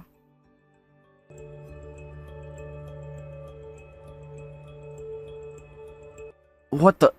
Juno, are you still in the house? Yeah, and what of it? What's the matter with you? Is this another one of your stupid games? Our divorce was already made official.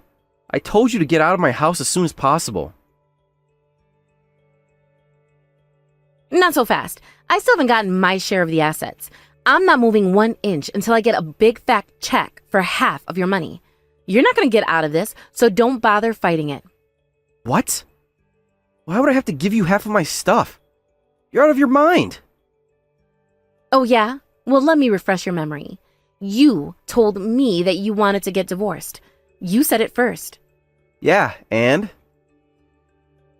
That means that you are responsible for this divorce, and I get half of your stuff. How stupid are you? This is kindergarten stuff. What in God's name are you going on about? That's not how this works. You think just because I was the first person to suggest a divorce that I'm at fault? You cheated on me. Your affair has caused me an incalculable amount of pain and suffering. Pain and suffering for which, by the way, I fully intend to sue you. Nice try, Carter, but you're not going to fool me that easily. Making up a bunch of nonsense about divorce law isn't going to get you out of the mess you made for yourself. Nonsense? This is common knowledge. Didn't you graduate high school? Not only that, I went to college. Yeah, that makes it even more egregious that you'd be so deluded about divorce law. Are you really under the impression that whoever initiates the divorce is found at fault? I've tried to explain it in the simplest terms I can, but nothing gets through to you. You're just too stupid to get it, I guess, huh? That's an incredible ironic thing for you to say. Honestly, I'm at a loss for words. Aw, you poor, poor thing. You think some garbage you found from a Google search outweighs all of my legal expertise? It would be hilarious if it weren't so pathetic. Man, this is giving me a headache. Stop trying to avoid the inevitable, Carter. There is nothing you can do to get me to budge on this. You are going to pay me what you owe me, and that is final. I will not leave this house until I get what's rightfully mine. Half of all your assets now belong to me. Tell me, Juno. You got me curious. How much exactly do you expect me to fork over to you, What kind of dollar figure are you after? Okay, I actually worked really hard on the math for this, so I know you're really dumb and probably don't have any kind of investments, but I bet your net worth is at least $100,000. I'll take half of that. $50,000. End of story. Well, that's some impressive math. So, you cheated on me, and now you want me to pay you $50,000 on top of that? Don't you think that's a little, I don't know, evil? It's not evil, it's just the law, Carter. The person who initiates a divorce has to give the other person half of their stuff. Everyone knows about this, huh? Uh-huh, right. So, are you just making this all up as you go, or are you actually serious? I know it must be hard for you to accept that I have you exactly where I want you. But your ignorance of the law doesn't change the fact that the law is the law. Did you go to college? Because I did. Plus, you're like 10 times older than me, and you don't know all this basic information. What have you been doing all your life? Did you pay attention in math class? How can you reconcile me being 15 years older than you with being 10 times older than you? That would make you 1.6 years old. I've never seen a worse case of unwarranted self-importance. I think you're some kind of legal genius, but every single text is more nonsensical than the last. You're not gonna gaslight me, Carter. You're the stupid one, not me. In any case, I'm not giving you a dime. You have got to be kidding me. I suppose this explains why you're still in my house even after the divorce. Boy, I really screwed up big time marrying a low IQ psychopath like you. Stop stalling, get back here, and give me my money. I don't want you to stay in your ugly old house for any longer than I have to. All I want to do is collect my check and go and spend the rest of the evening with my boyfriend. All I want to do is enjoy the first moment of peace and quiet I've had since I married you. But you're not going to get what you're asking for, because what you're asking for is a bunch of delusional nonsense. You're still trying to avoid paying up? You're such a stubborn old man, seriously. I guess it's true what they say about old men. You really can't get them to change their minds on anything. Yeah, well, getting older and more stubborn has its benefits too. For example, it makes it easier for me to resist giving in when a stupid little girl starts making more and more ridiculous demands. I'm just getting started. I hope you're ready for the mouthful you're gonna get once you get home. I've made my position clear. I'm not moving from this spot until you pay me what is mine.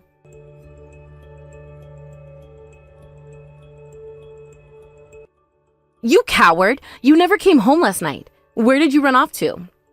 I got a room in a motel in town. I've driven by that place my whole life, but I never stayed there. It's actually kind of nice.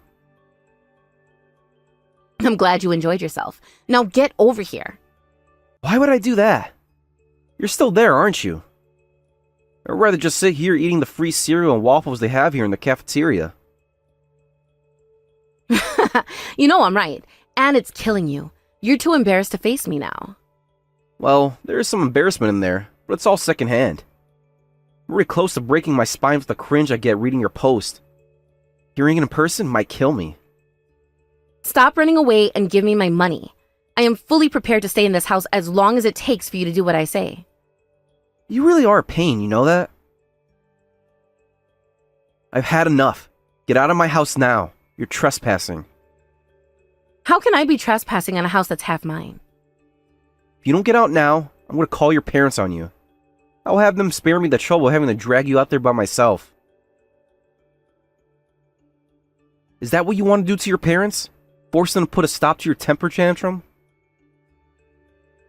Don't you dare go and get them involved. This doesn't concern them. This would all go away if you just gave me half your stuff, like I'm telling you. How many times do I have to tell you? I don't owe you 1 cent. Quite the contrary, I hope you're prepared to write me a massive check yourself. This is insane. After all this time, you're still not going to admit defeat? You are the dumbest, stubbornest man I have ever met. Stubbornness isn't a word. And would you just take 1 freaking second to listen to what I'm telling you? You are completely wrong about the law. Stop mansplaining the law to me, Carter. Thank you for confirming that mansplaining just means a man being right and a woman not liking it. Look, if you don't want to believe me, fine. How about you go and get yourself a lawyer? If you're right like you think you are, then you should have no trouble finding one to represent you. Why should I waste the time when I already know I'm right? Humor me. Tell you what, if you can find a lawyer to give me a clear legal case on why I should pay you $50,000, then the money's yours. I'll prostrate myself in front of you and beg for your forgiveness too. Prostrate? Isn't that a type of cancer? Anyway, I'll take that bet. You're on. I'm gonna record you apologizing and prostating or whatever and post it to my Twitter account. It's X now, but whatever. Dude, I know you're my ex now. You don't need to remind me. Now, I don't know any lawyers. Do you know anyone? You know, I think I may have the perfect person for you. You're always watching YouTube, aren't you? Well, I know a lawyer who also does YouTube videos. His specialty is vlogs where he makes fun of people who make massive legal mistakes. Wow, that sounds perfect. Are you sure you're fine with me doing that, though? Since you're gonna be the subject of his next video? I have no doubt my name will come up, and I'm fine with that. He's actually live streaming later on tonight, and he takes call-ins for legal advice. Why not give it a shot? Yeah, I'll do that. It'll be hilarious to humiliate you live in front of thousands of people. So don't come crying to me when your reputation goes straight into the gutter. Juno, my dear, I am not concerned at all about what will happen to my reputation.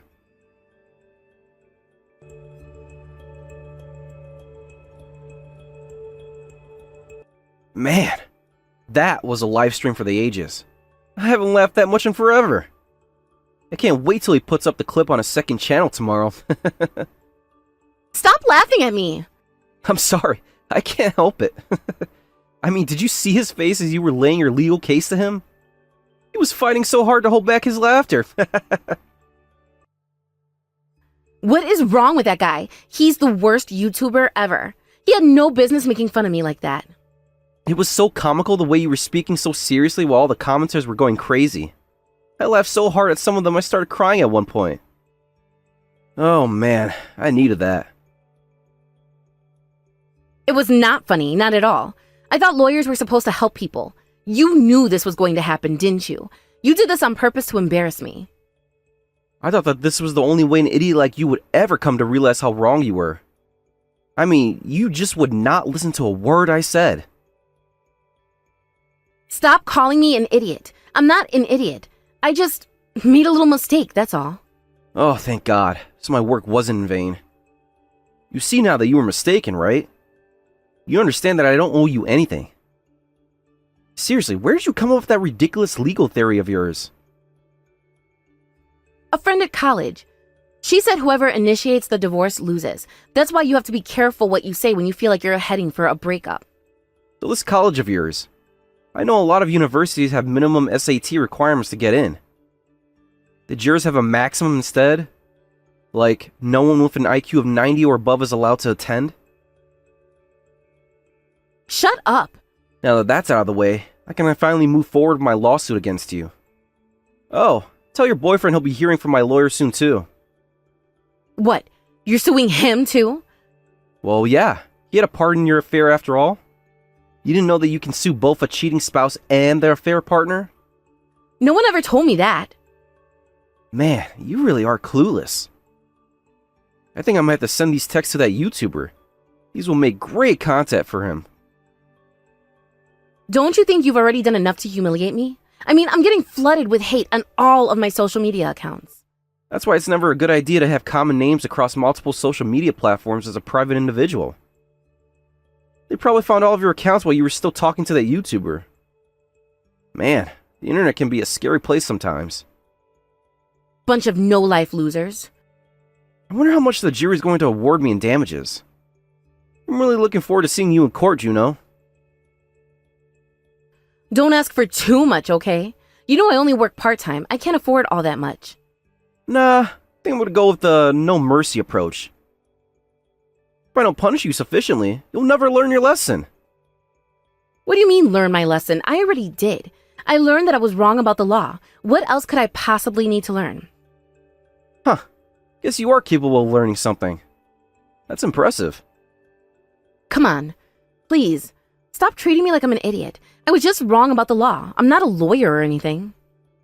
Come to think of it, I've yet to get a genuine apology out of you. Yeah, well, don't hold your breath. I think I might get my lawyer to seek $50,000 in damages from you. I'm sorry. I'm sorry for cheating on you. I'm sorry for acting like you were the idiot when I was in the wrong. Hold on. I just got a text from your mom and dad. They said they're on their way over. You told them? Yeah, gave them a call while you were live with the YouTuber. I told them how you had cheated on me and were holed up in my house and refusing to leave. They said they'll be right over to take you home. I can't believe you. I can't believe you didn't tell your parents about a divorce. Like, really, Juno? Your mom almost passed out when I told her. I was gonna tell them eventually. No, you weren't. You knew that if you told them about the divorce, they would ask for my side of the story. And then your parents would find out about your affair. Carter, look. If you win big in your lawsuit against me, I'm gonna have to ask my parents to pay for me. So please, can we settle? What's the matter, Juno? Afraid of making your parents angry with you? Yes! I'm terrified. I have no idea what they'll do to me. I see. In that case, I'm going to tell my lawyer to ask for the maximum amount allowed by law.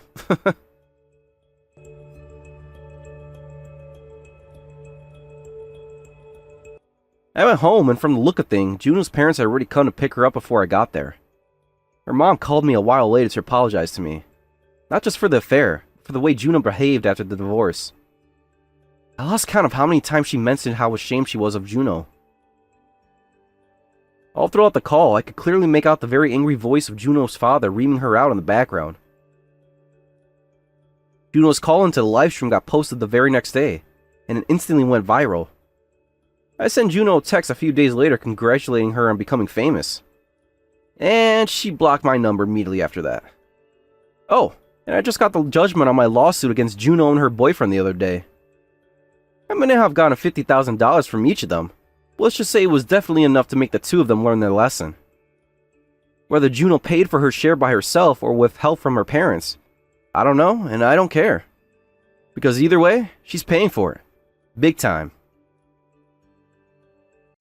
Hey, Rachel, sorry to bother you in the middle of the day, but I wanted to talk to you about something. We're planning to go to your folks' house for Christmas again this year, aren't we? Hey, Jonah. Yeah, that was the plan. Why do you ask? Uh-oh, don't tell me something came up. As a matter of fact, yeah. I'm gonna have work on both the 23rd and the 24th.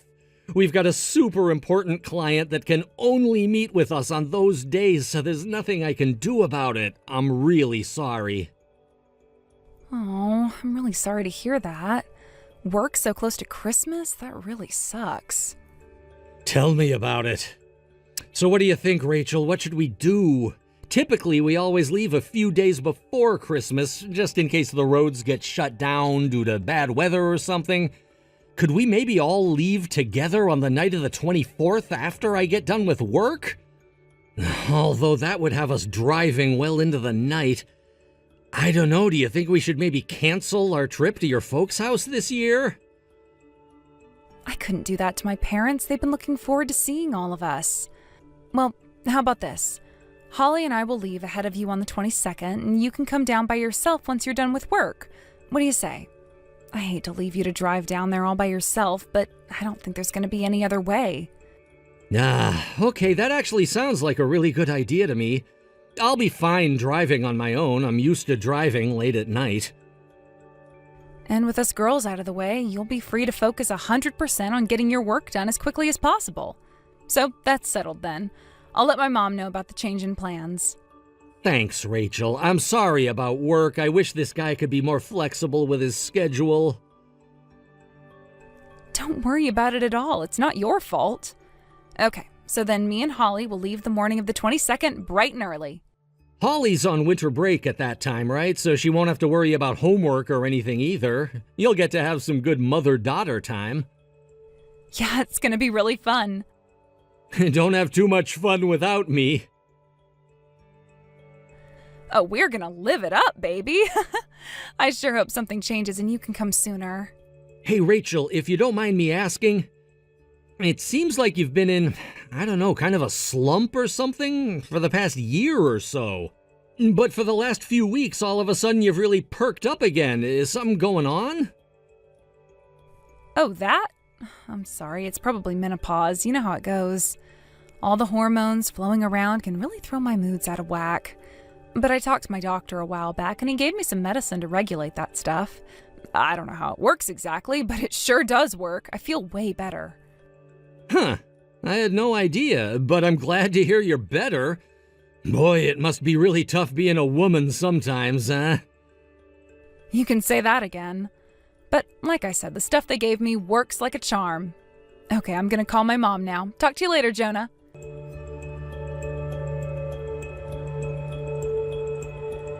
Dad, you gotta help me. Rachel, are you okay? Where are you? What's going on? Wait, Dad? It's not Mom, it's me, Holly. Holly? What's going on? Why won't you answer the phone? And wait a second, why do you have your mom's phone in the first place? Where did you and your mom go to? Didn't you go to your grandma's house like we planned? Please, sweetheart, tell me what's going on. I'm really concerned about you. I'm sorry, Dad, but please don't call me. Just stick to texts, okay? But why? What in the world is going on over there? I can't talk to you on the phone because then Mom will catch me. I'm texting you in secret right now. If she finds out I'm talking to you, she's gonna get really, really mad. Holly, I talked to your grandma earlier and she said that you guys still hadn't arrived. I don't get it. You guys left right on schedule this morning. You should have gotten there by now. Are you in trouble? Like a car crash or something? I thought we were gonna go to Grandma's house too, but I took a nap in the car, and when Mom said we're here and woke me up, we were parked in front of a house I've never seen before. She's telling me that this is where we're gonna live from now on. What the? Whose house is that? I don't know, some man I've never met. I think he's about as old as you are. Mom says he's my new dad. Your new dad? I don't want him to be my dad. He talks to me like I'm his daughter, and he's always hugging me and kissing me on the cheek. He's gross. I don't like him. I want to go home. Okay, calm down, sweetheart. We'll figure this out together. Now, do you have any idea where you are? No, I don't recognize anything here. But you'll come pick me up, right? I don't want to stay here. I want to go to my room. I miss my bed. I miss you. Calm down, Holly. Panicking isn't going to help us at all right now. Now, I'm going to tell you what to do next, okay? Do you know where the Map app is on your mom's phone? Open it up, take a screenshot of your current location, and send it to me. Can you do that? Yeah, I know how. Give me a second. Don't worry, sweetheart. I'll be over as soon as I can.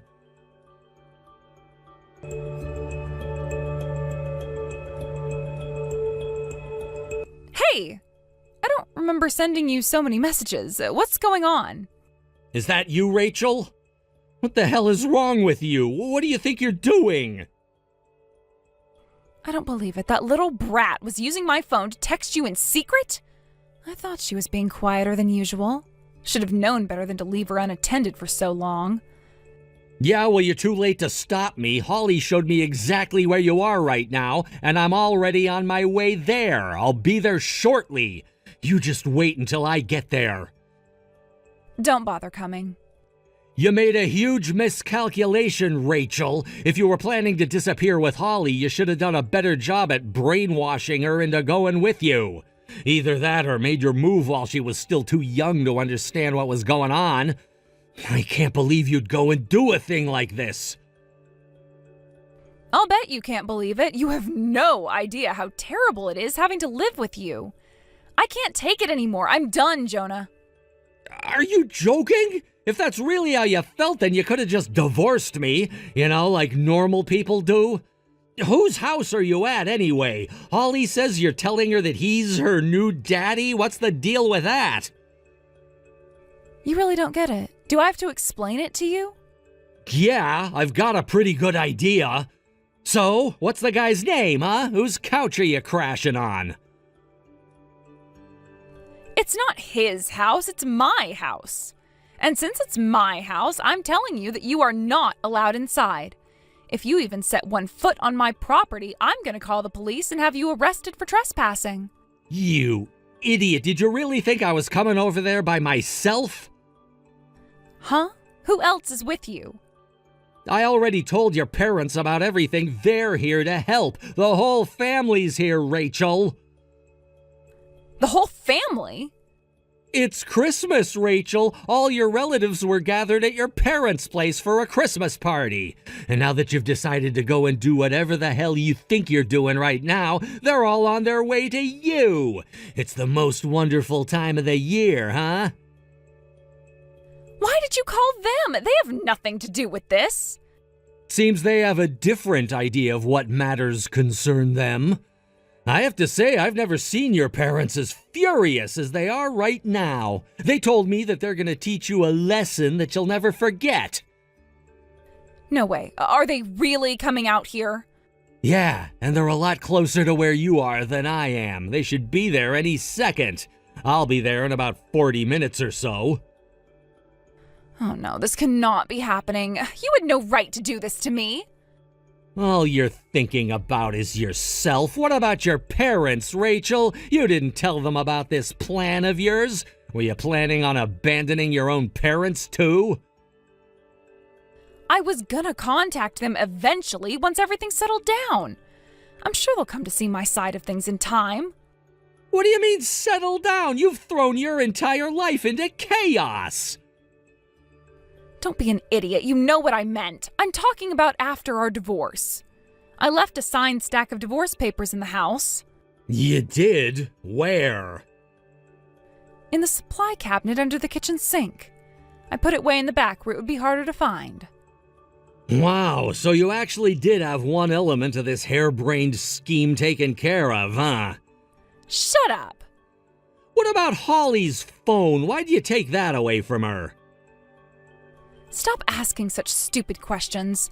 Obviously, I didn't want her ruining everything by blabbing to you. And everything was going great until she managed to get my phone when I wasn't looking. Yeah, it was going great, wasn't it? But not so great anymore. Your mom just texted me. She says they just got to your house. What? They're already here? You're too late to try and run away now.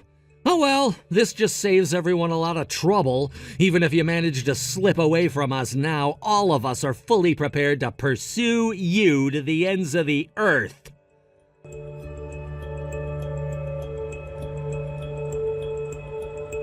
I'll be there soon, Rachel. What's going on with you? Are you talking to your folks?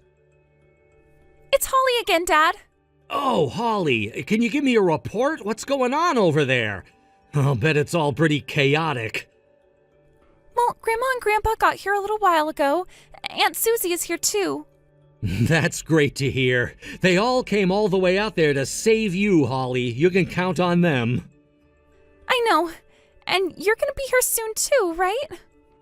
Yep, I'm just a few minutes out, so you just hang tight, sweetie. So, what's going on with your mom? After everyone got here, they all dragged Mom and that man into another room. They all seem really, really mad. And I think Mom's crying right now. I see. I'm sorry you had to see all of that. Dad, are you and Mom gonna get divorced now? Mama's cheating on you, isn't she? Yeah, we're probably gonna break up pretty soon.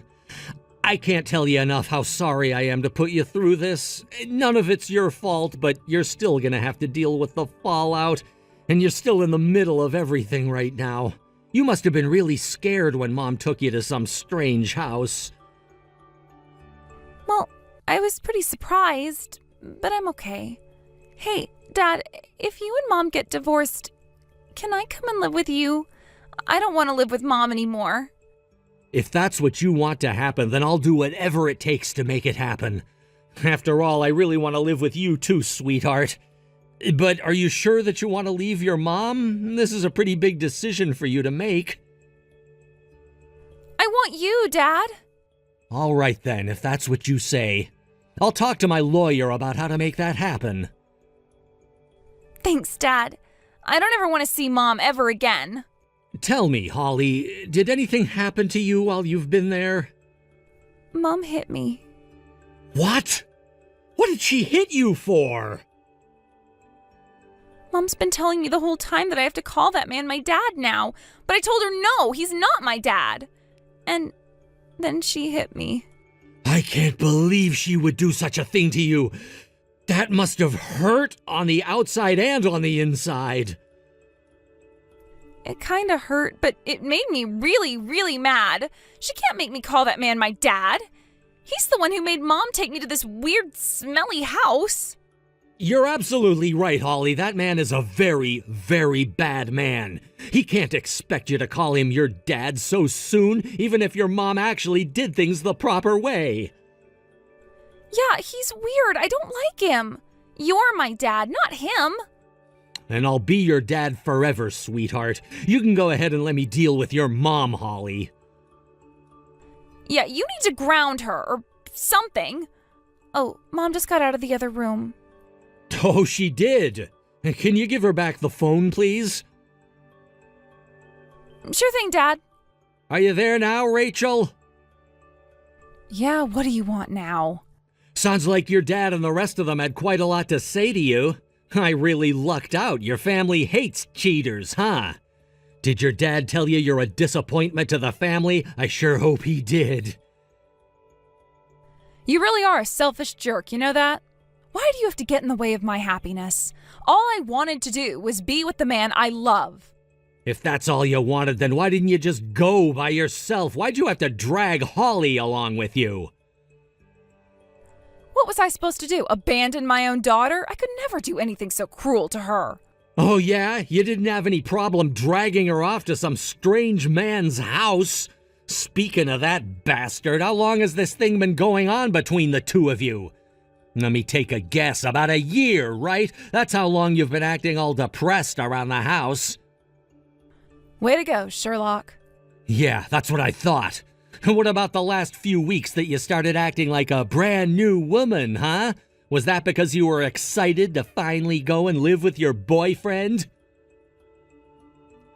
Yet again, you have absolutely astonished me with your incredible intellect. You passed off your behavior as just being menopause wreaking havoc on your emotions, but I should have known better. I was a fool not to have noticed. When I met him, it was like a dream come true.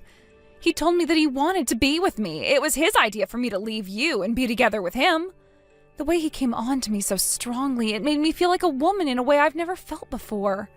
Listen to yourself, Rachel. You're a grown woman with a daughter. You're disgusting, you know that? You can call me whatever you want. I know he loves me. He treats me like the princess that I am. I was so looking forward to spending the rest of my life with the two people I love the most in this world. Duh, but that didn't work out, did it? Holly just had to go and ruin it all. She just wouldn't accept him no matter what we did. Yeah, Holly told me all about what a dirty old creeper he was, always trying to hug and kiss her. I don't get it. He's such a great guy. He's a perfect gentleman. He buys us gifts. But she still just keeps saying she wants to go back and see her real dad. What's so great about you, anyway? I don't think a perfect gentleman would get involved with a married woman and convince her to leave her husband. I will give you this much. It does seem like the two of you would get along really well with each other, since you're both miserable pieces of human trash. Hey, don't talk about him that way, please. He's already angry enough at the way Holly talks to him. I don't need you making things any worse. He's angry now, is he? Yeah, and he's taking it all out on me. I thought he would be defending me. Uh-oh, looks like there's some trouble in paradise. That's not it. He's just grumpy, that's all. He gave me a really angry look a little while ago. I bet he's mad because my family all barged into our house. Wow, is that guy for real? He willingly engaged in an affair with a married woman and got you to leave me. He's got no right to be angry at anyone but himself. He's the one who caused all this to happen. What a loser. Well, I'm pretty sure he assumed that we had already gotten divorced when I came over here. But I left before we had the chance to make things official. I don't think he was expecting any of this to happen. Wait a minute, back up. And now you're telling me that he thought you were going to get divorced before you ran away together? Wow, that changes things. It turns out that it was you who screwed up the plan then.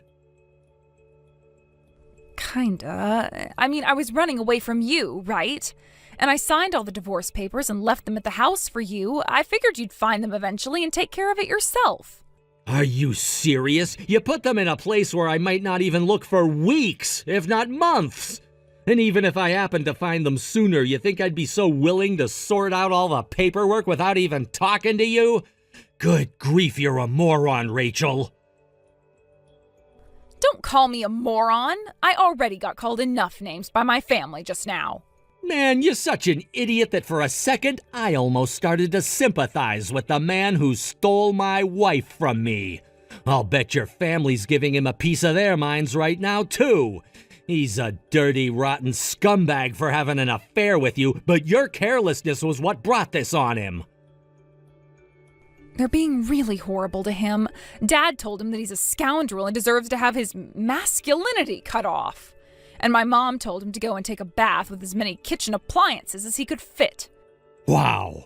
Those are some pretty good lines, actually. I wish I would have thought of those. Stop laughing. It isn't funny. He doesn't deserve any of this. Wow. You really are head over heels for this guy, aren't you? What's so great about him, huh? Is he rich or handsome or something? He might not be rich, but he's a super nice guy. Oh, so he makes less money than I do. That's not what's important. There's more to life than money, you know. Oh no, don't tell me you've been giving this guy money. I haven't checked our bank account balance since you left. Is there something you want to tell me now, Rachel? I guess you were bound to find out eventually. I might as well. I, kind of borrowed a little bit from you. Oh my God, you didn't. I didn't take all of it. I left some for you. I don't believe this. This is a new low, Rachel, even for you. Well, that makes one thing I'm gonna have to tell your dad about. No, don't tell him now. He's already so mad. I think the veins in his forehead are gonna burst. You're too late. I already sent him a text. Which account did you take the money from, Rachel? Was it the one we were putting money into for Holly's future? Yeah. My God in heaven, you are quite possibly the worst mother on the planet. Weren't you thinking about Holly at all in any of this? Of course I was. I took that money so I could use it for her. I'm taking custody of her after all. Why wouldn't I take her money with me too? I hate to break it to you, but Holly told me that she wants to live with me, not you. She also hates that guy of yours. She calls him weird and creepy. So no, I'll be the one who takes care of Holly from now on. That's not your decision to make. Gimme back Holly and her money, Rachel. That's all I want. After that, I never want to see or hear from you ever again. You're dead to us, Rachel.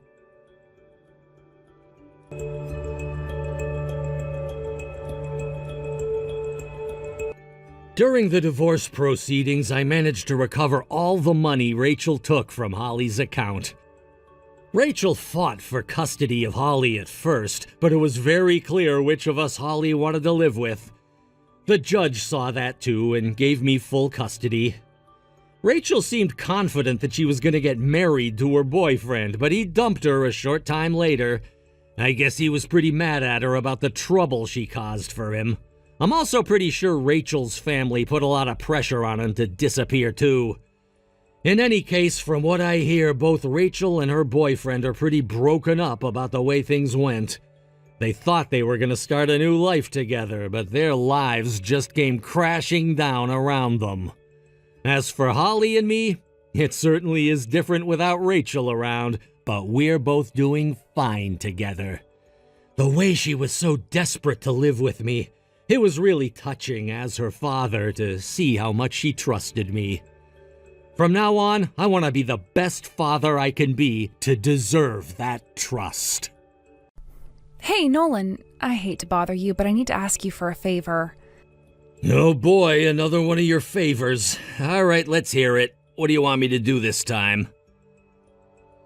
I just got a last-minute reservation from a client for an appointment at 4:30 today. I'm gonna have to do a bit of work on her hair too, so looks like I'll be getting out a bit later than usual. And that leaves the problem of picking Amy up from school. Do you think you could go to the school to pick her up when school gets out? Of all the things you could have asked me to do. Sorry, babe, I really don't feel like doing that. Come on, Nolan, don't be like this. It's just for one day. Can't you pick her up just this once? All right, I'll do it. Get off my back. What time do I need to pick her up? She's got practice for the school choir concert after school today, and they sent out a notice the other day saying that the kids would be at school until 6. Are you serious? 6 o'clock? You think I could just slip out of work anytime I feel like it? Sorry, Helen, I have way too much to do to waste my time picking her up from school. Really? Can't you finish up early or something? You said your client's coming in at 4:30, right? That gives you a whole hour and a half to finish. You should be able to pick Amy up with no problem. You're just doing makeup. Just put it on as quick as possible, then be on your way. It's not like they'll need you after that's done. We've talked about this before, Nolan. The makeup staff can't leave until the photo shoot is totally finished. I have to be there in case something happens to mess up her makeup. It's just a quick shoot for a new model's portfolio, so I don't think it'll take too much time. But when you factor in cleanup and everything, I'm pretty sure it's going to go well beyond 6. Okay, well, Amy's got her own key, doesn't she? Why can't she just walk home? It's not that far. I mean, we leave her alone at home all the time, so what's the problem? Didn't you hear the news? There's been an increase in crime in the area she has to walk through on her way home lately. The school has been asking parents to pick up their children directly from school when possible. So I really don't want to force her to walk home alone. Oh, good grief, you're watching too much TV, Helen. She'll be fine. It doesn't get dark until like 7:30 these days, so she'll be able to see everything just fine. And it's not like she'll be walking through a bunch of dark alleys or anything. She could take the main roads where there's a lot of people around. Well, sure, that's true, but aren't you the least bit worried about her? I'm not worried in the slightest, and you shouldn't be either. She's not a little kid anymore, Helen. She's in the 1st grade. She's practically an adult. She can take care of herself. If you keep sheltering her like this, she's never going to have any chance to learn how to be independent. I'm not sheltering her. I'm just concerned is all. Look, you should know better than to even ask me to go and pick her up from school. You know how busy I am at work. You want me to get fired? Would that make you happy, huh? All right, Nolan. I guess I'll have to figure something out myself. Sorry to bother you at work.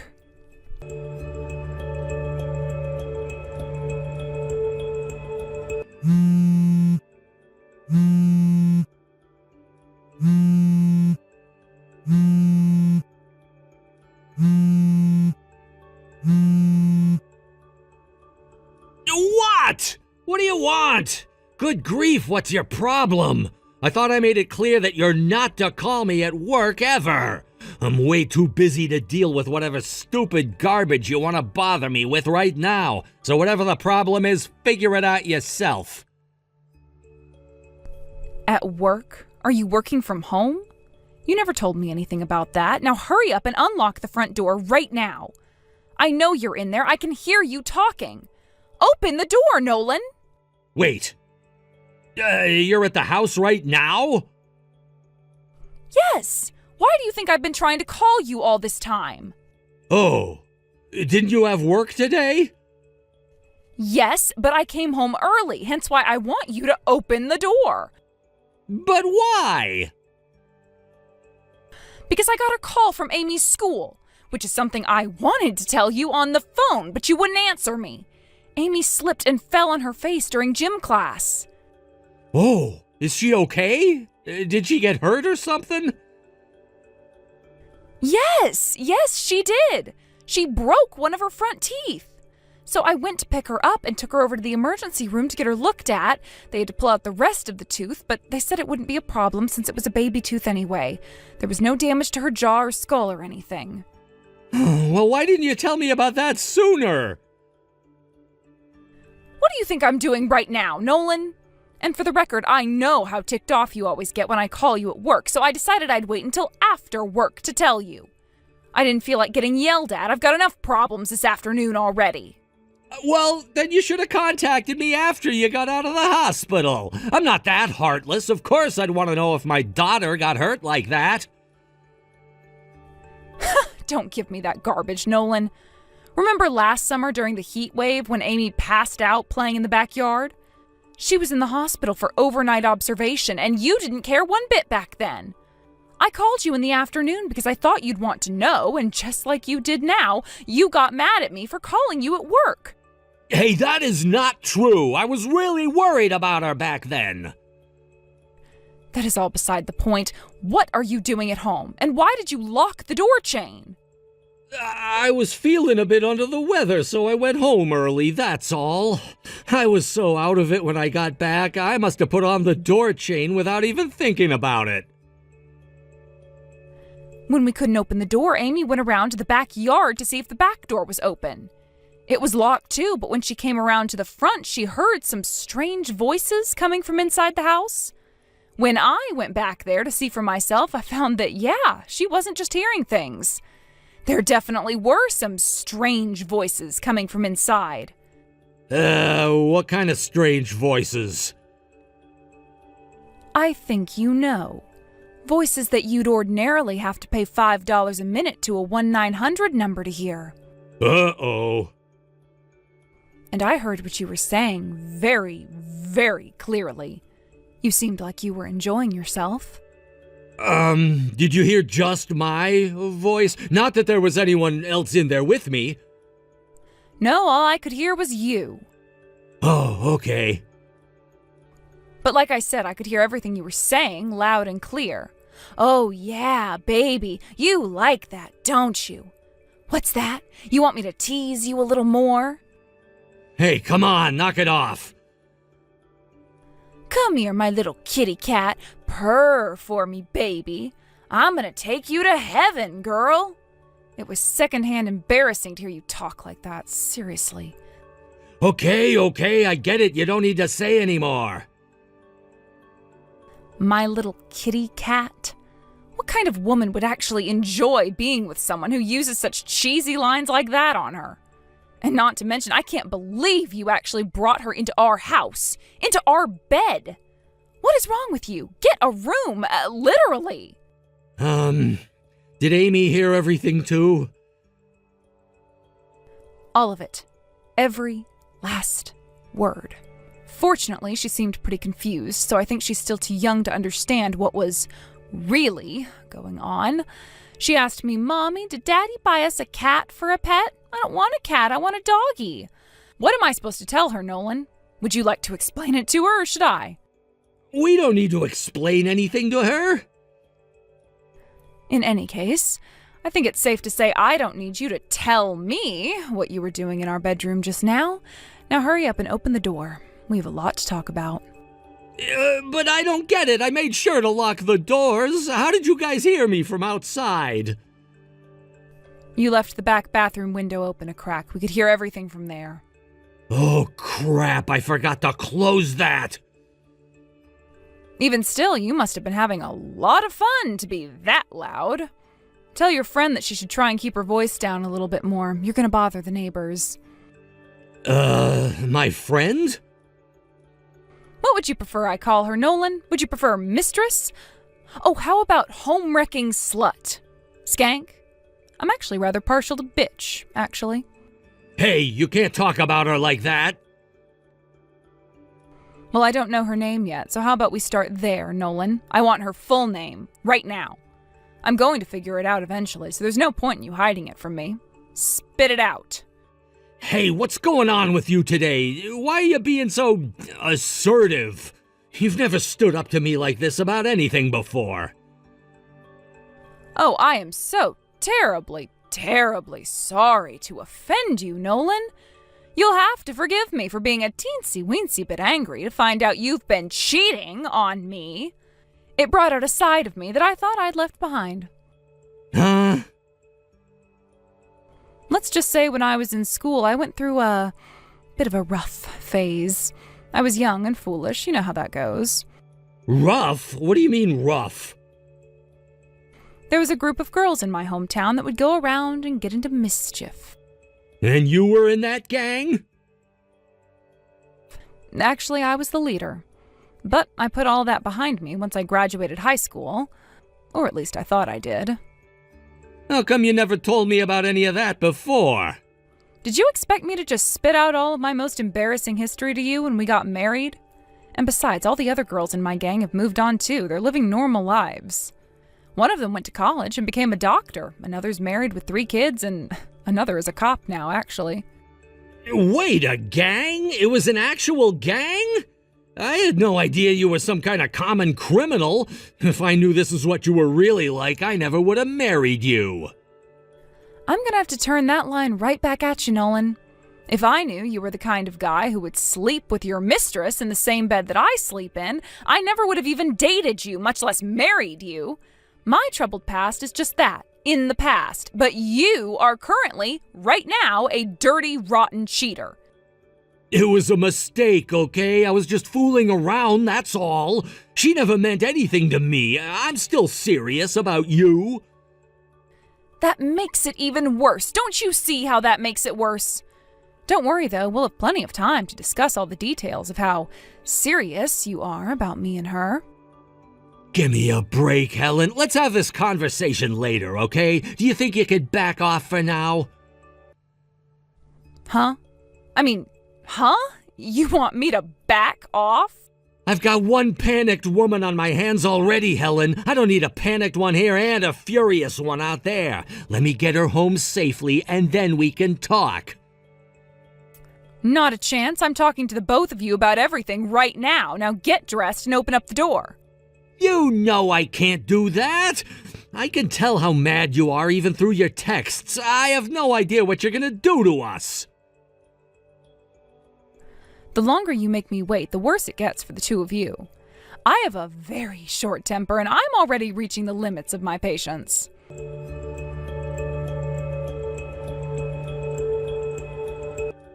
Helen, seriously, knock it off. Stop shouting like that. Don't you see all the neighbors are coming out of their houses to see what's going on?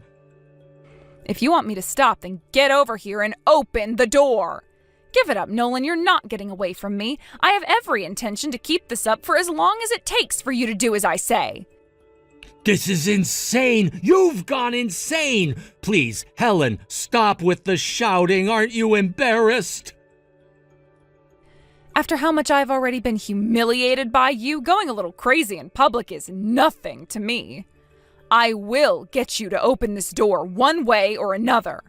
And since you won't answer your phone, the only choice I have is to give you a piece of my mind from right here on the front porch. But think about the impact this is going to have on poor Amy. Are you really going to hash out all our problems like this in front of our daughter?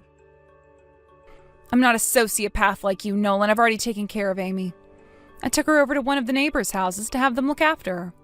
I gave her some headphones and a tablet, so I bet right now she is fully engrossed in whatever video is going viral on YouTube right now. So you're not going to use her as an excuse either. Open up the door, Nolan. But all the neighbors are watching. If I come out right now, then everyone's gonna see me. You might be fine with humiliating yourself in public, but I have an image to preserve. Nah, I wouldn't worry about your reputation anymore either. I already talked to the neighbors. They heard me shouting and came up to me to ask if I was okay. So I took the liberty of explaining the situation to them. My adulterous husband is currently holed up in our house with his mistress and refusing to come out. This is the most interesting thing that's happened in this neighborhood in years. This is our business. You don't need to go and get the entire block involved. You're not just embarrassing yourself, you're embarrassing me too. Oh, I'm the one who's embarrassing you? You brought your mistress into our house in broad daylight, and we're having so much fun together that we could hear it from outside. I'll bet the neighbors noticed what you were doing well before I did. Those stinking vultures gathering around our house like it's a dying animal or something. They're all waiting for you and your mistress to come outside just like I am. Why is this happening to us? This isn't fair. We don't deserve this kind of humiliation. No, Nolan, I'd definitely say you do. Don't pretend like we're the bad guys here. But you are the bad guys. What? You're the ones having an affair. Yeah, that may be true, but we're not the only ones at fault. What are you talking about? How is your affair anyone's fault but your own? Did you ever stop to think about why I started cheating on you? You've practically forgotten the fact that you're a woman. You've completely let yourself go. You never put on makeup. You never dress up for me. Nothing. Our love life is about as lively as the Sahara Desert. You can't blame me for being interested in other women when you haven't done anything to keep me interested in you. Get it? This is your fault, too. Nolan, how badly do you want me to beat you right now? I wish I'd never married you. There are billions of women on this planet, and I had to pick you. I knew I should have held out for longer before marrying you. You were the one who proposed to me, remember? Oh yeah, I remember. That was the worst mistake of my life. And it didn't take me very long after we got married to realize that. It's just that once you got pregnant, I figured I was past the point of no return. Huh? So that's how you felt about me? That's interesting. So to you, Amy and I were only getting in your way, huh? Seriously, what are you getting so upset about? So I cheated on you a little bit, so what? That's not such a big deal. I'm a man. I have needs. You should respect that. Uh-huh, I see. Well then, I see now that I'm going to have to resort to more drastic measures. I hope you're prepared for what comes next.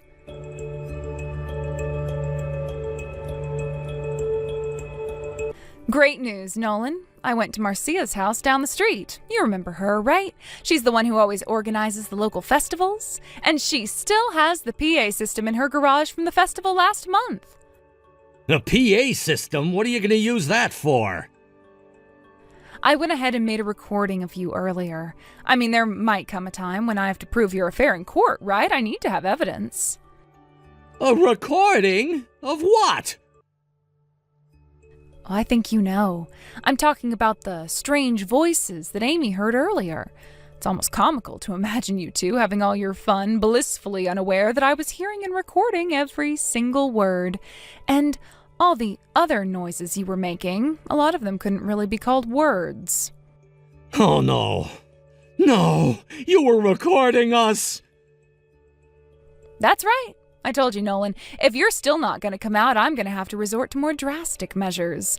Come out of the house right now, or I'm blasting this recording through the entire neighborhood. No, please do not do that. I'm begging you. If you do that, I'll never be able to show my face around here ever again. Yep, and once word gets out about you, you'll have a pretty hard time ever having another affair again, too, which makes it an obvious choice for me. No, you can't do that. You're taking this too far. What's gotten into you? Nothing's gotten into me, Nolan. You've just brought out something in me that I thought was long gone. You know the old expression, an eye for an eye? Well, back in my day, I lived by a slightly different motto. 2 eyes, an arm, and a leg for an eye. I haven't even begun to get payback on you, Nolan.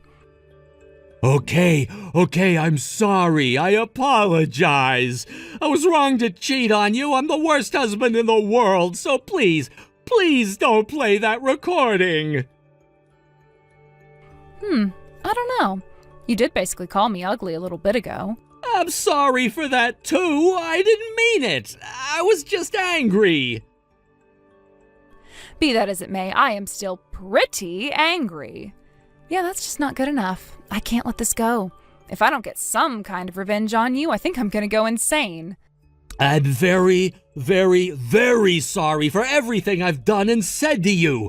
I don't know what I was thinking saying such terrible things to you. I was wrong, really wrong. I didn't mean a single word. Nah, I don't believe that for a second. That's what you've really thought about me all along, isn't it? Yeah, I think I'm gonna play the recording anyway. If nothing else, it's gonna feel really, really satisfying to watch you squirm. I'm already squirming plenty right now. You've thoroughly humiliated me. You win. So please don't make it any worse than you already have. You know, you might be right.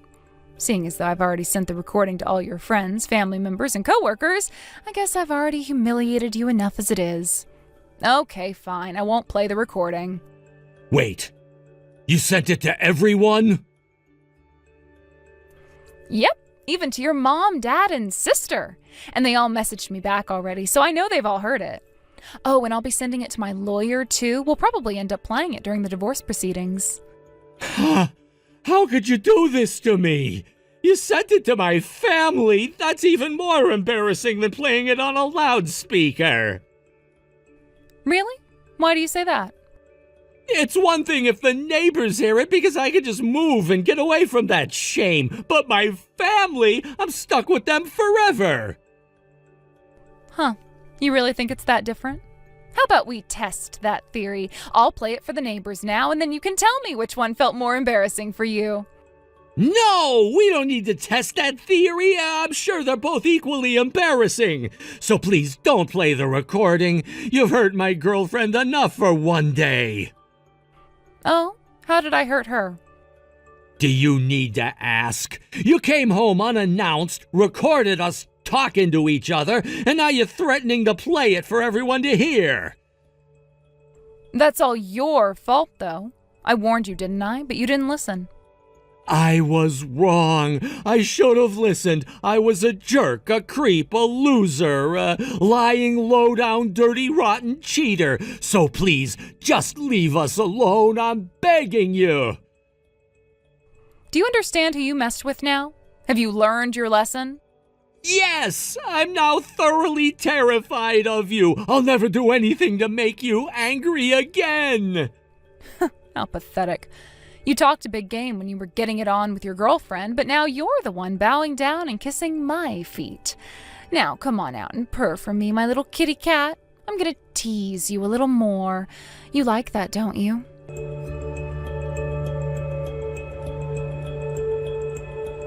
It took a while after that for my husband and his mistress to finally come out of the house. I guess that the one thing he wanted to avoid at all costs was me playing that recording on the loudspeaker. Once he came out, I grabbed him by the collar of his shirt, dragged him out to the front lawn, and made him apologize for disturbing the neighbors. His mistress came out at the same time and did some apologizing of her own. The neighbors were absolutely loving every single minute of it. They were all trying so hard not to burst out laughing. The sheer shame and humiliation of being exposed like that turned my husband red as a tomato. Meanwhile, his mistress just collapsed and started crying her eyes out and screaming, "Why? Why?" So I told her, "Because you slept with a married man, you degenerate slut!" I divorced my husband as soon as possible after that, and then took my daughter with me and went over to my parents' house. My lawyer was easily able to secure a very sizable judgment in my favor during the divorce proceedings. As much as my husband would like to move out of that neighborhood, he's rather drained after all the legal hell I put him through.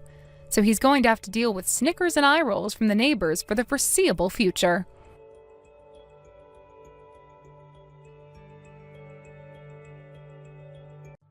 Hello there, Lori. I wanted to tell you, thank you so very much for the lovely birthday present you sent me. It just arrived in the mail earlier today. There were so many kinds of tea in there, I don't know where to start. And the variety is fantastic too. There are some that I love and some that I've never had before. I can't wait to try them all out.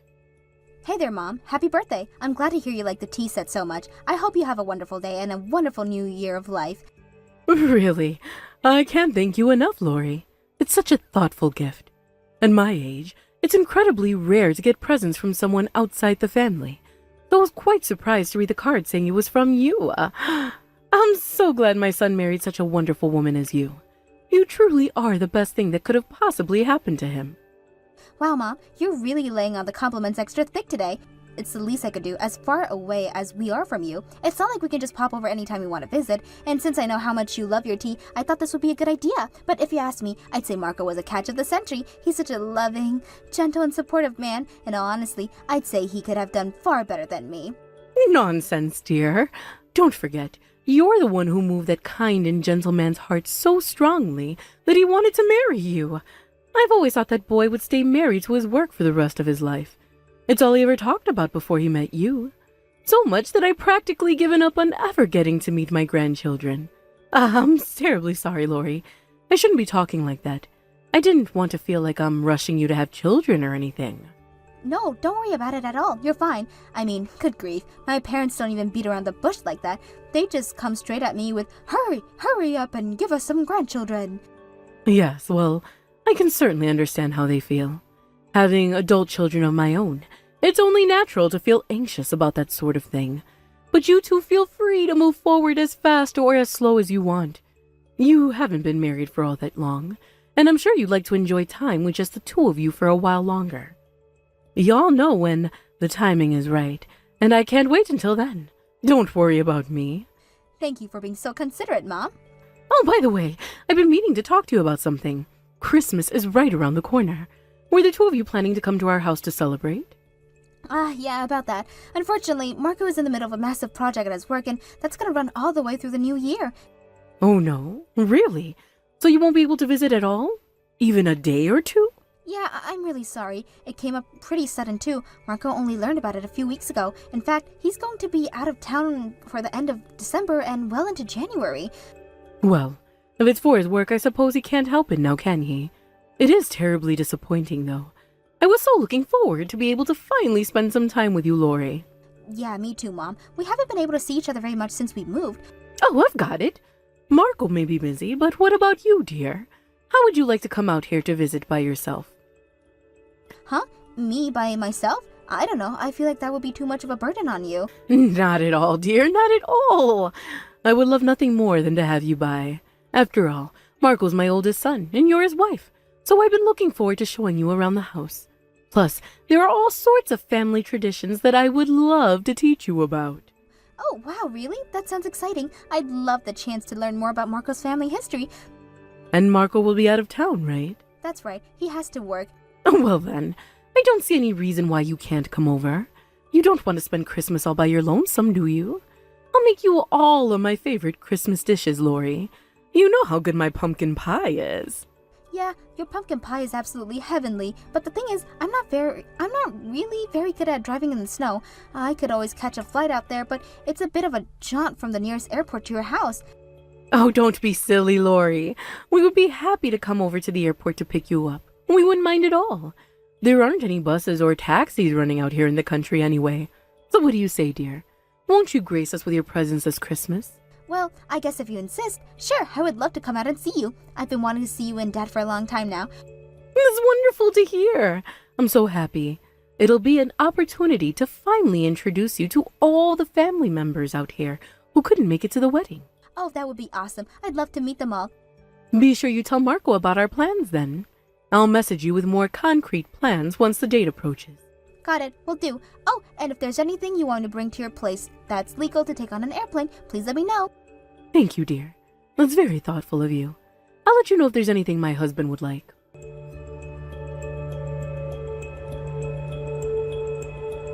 Mom, I'm here. My plane touched down around 20 minutes ago. I just picked up my bags and got out of the lobby. I looked around outside, but I don't see your car anywhere. Are you still on the way? Did you get held up in traffic? I'm terribly sorry, Lori. I'm rather tied up at the moment, I'm afraid. I hate to ask you to do this, but would you mind walking the rest of the way to our house?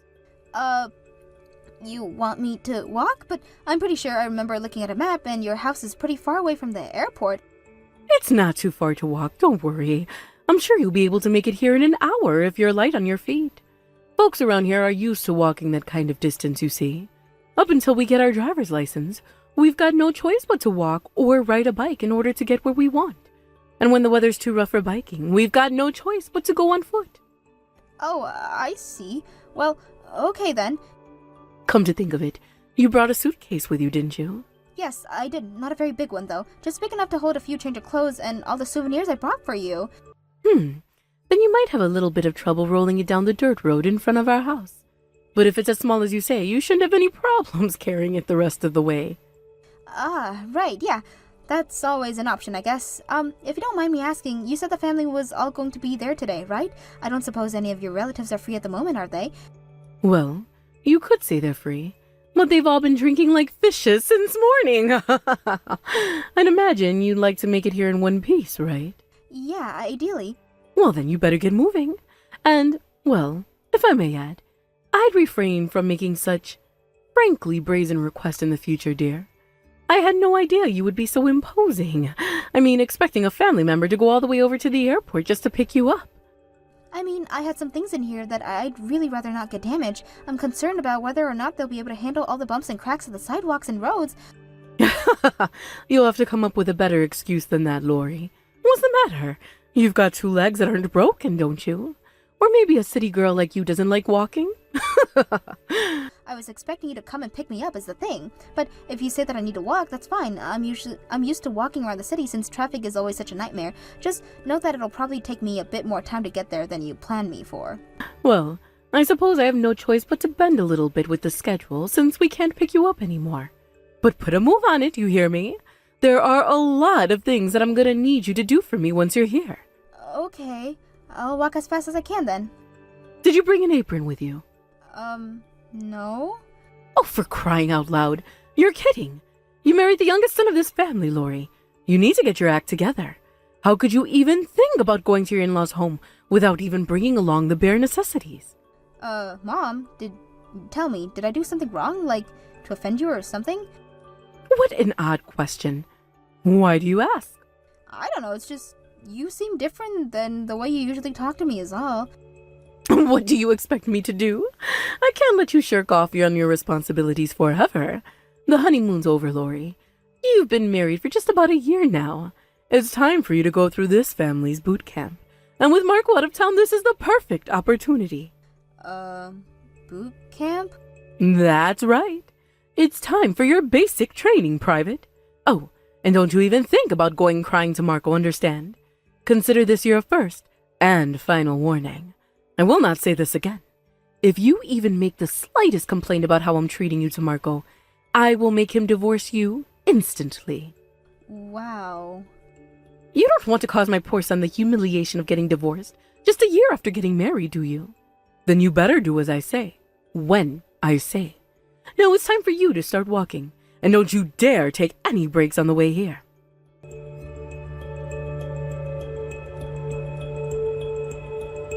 Did you finish shoveling the driveway yet? Yes, I already finished. All right. Then the next thing you're going to do is clear out a path to the shed. And once that's finished, I'm going to have you straighten out the closet in the upstairs guest bedroom. You want me to clean out your closet? Is that really something that has to be done right now? Are we going to get dinner soon? It's Christmas Eve and all the family here who I've been wanting to meet for so long, but I've been doing chores for you nonstop today. I haven't even had a chance to talk with anyone else yet. You also had me work right through lunch, so I'm getting pretty tired and hungry. You don't understand, Lori. This is a family occasion.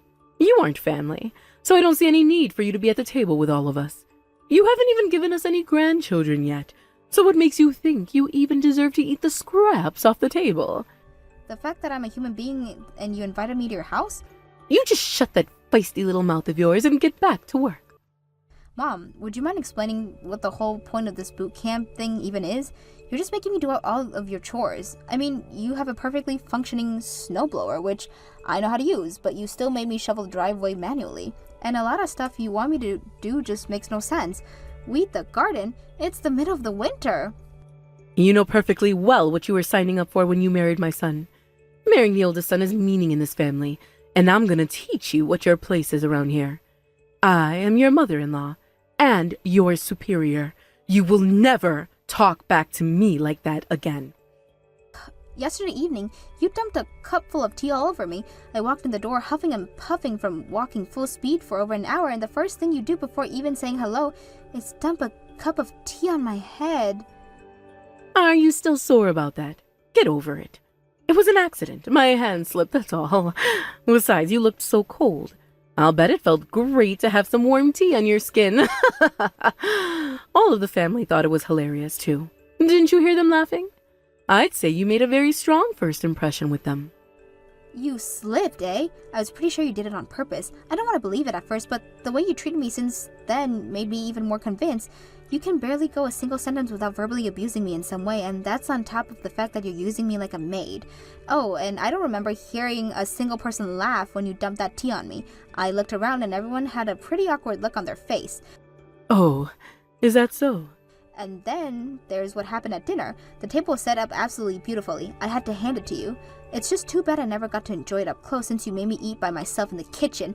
Oh, and while everyone was eating the roasted turkey, I had a ham and cheese sandwich. Then while I was showering, you turned the hot water heater off. I had to sleep in the downstairs crawl space, and you woke me up at 4 a.m. and had been forcing me to do chores for you ever since. I told you, Lori, this is your place in our family. Your husband doesn't seem to agree. He told me that I look terrible and should take a break before I collapse. That old fool is just spoiling you because you're a pretty young thing from the city. You don't report to him. You report to me. You know, I was absolutely appalled when, rather than moving in with his parents as is the family custom, Marco up and moved halfway across the country with you. I've held my tongue all of this time out of respect for him. He was sent there by his company, and even if that wasn't the case, we already had discussed the issue, and while we do respect your family tradition, we decided to live on our own. That is not something that the two of you upstarts have any right to decide on your own. Now I just have just about all I can take of your sassiness, Lori. Not to worry, though. I'll have you straightened out by the time I ship you back to the city. This isn't about straightening me out at all. This is just you being bitter that your son decided he wanted to live with me rather than with you. Oh, that's what you think it is? Well, you're entitled to your own opinion. I can't help but notice that wasn't a denial. I never intended it to be. But what are you gonna do about it, You're completely alone out here. There's not a single person in this house who would take your side over mine. Too bad. So sad. And to think you can't even call on your dear precious husband for help. You poor thing. You're stuck over here for another week. And I'm going to have you working morning till night. Every single day. I'm afraid not, Mom. No, I'm not ever going to listen to a single word you say ever again. I already told Marco everything. What? I was very clear what the consequences would be if you did that, Lori. Do you remember what I said? Do you? Yeah, you said you were going to make us get divorced, and if that's what Marco wants, then I'm fine with that. Huh? You're fine with getting divorced? Are you serious? What good is any man who won't even protect his wife from his own mother's abuse? I would rather become a lonely single old cat lady than live with a man like that. Fortunately, however, that's not the kind my man Marco is. He's the kind of man who would stand up for any person in the world who tries to hurt me, even his own mother. What are you saying? You're not making any sense. Spit it out. I'm saying that I'm not going to divorce Marco. As a matter of fact, Marco is on his way over here as we speak. Ridiculous. Marco isn't coming here. You said it yourself. He's out of town on business. Yes. Well, my husband is quite the capable businessman. He finished a project slated to take another 2 weeks in just a matter of days. Well, it seems that all your talk of being a loving, devoted wife was just that. All talk. You knew that I was going to force him to divorce you if you went and tattled on me like a child. You even said you're fine with getting divorced. That settles it. This marriage is over. Back up. I told you that if that's what Marco wanted, I would be fine with getting a divorce. I thought it would be clear that I only said that because I was confident that Marco would not want that. I mean, where do you get off telling me what you're going to make him divorce me anyways? You have no right to make that decision for Marco. At our wedding, Marco and I exchanged our vows before God and a man that we would love each other until the very end. Remember the priest saying what God has joined together, let no man separate? That includes you, Mom. Hogwash! God may decide what goes on in heaven, but this family, what I say, goes. Sorry, but your God complex thing isn't going to work on me. I don't need the approval of an overbearing woman like you. All I need is my husband. You really don't understand who you're dealing with, do you? Look around you. All the family is here today. And once Marco gets here, I'm going to drag the two of you in front of the entire family council. And I will force you to end this farce of a marriage.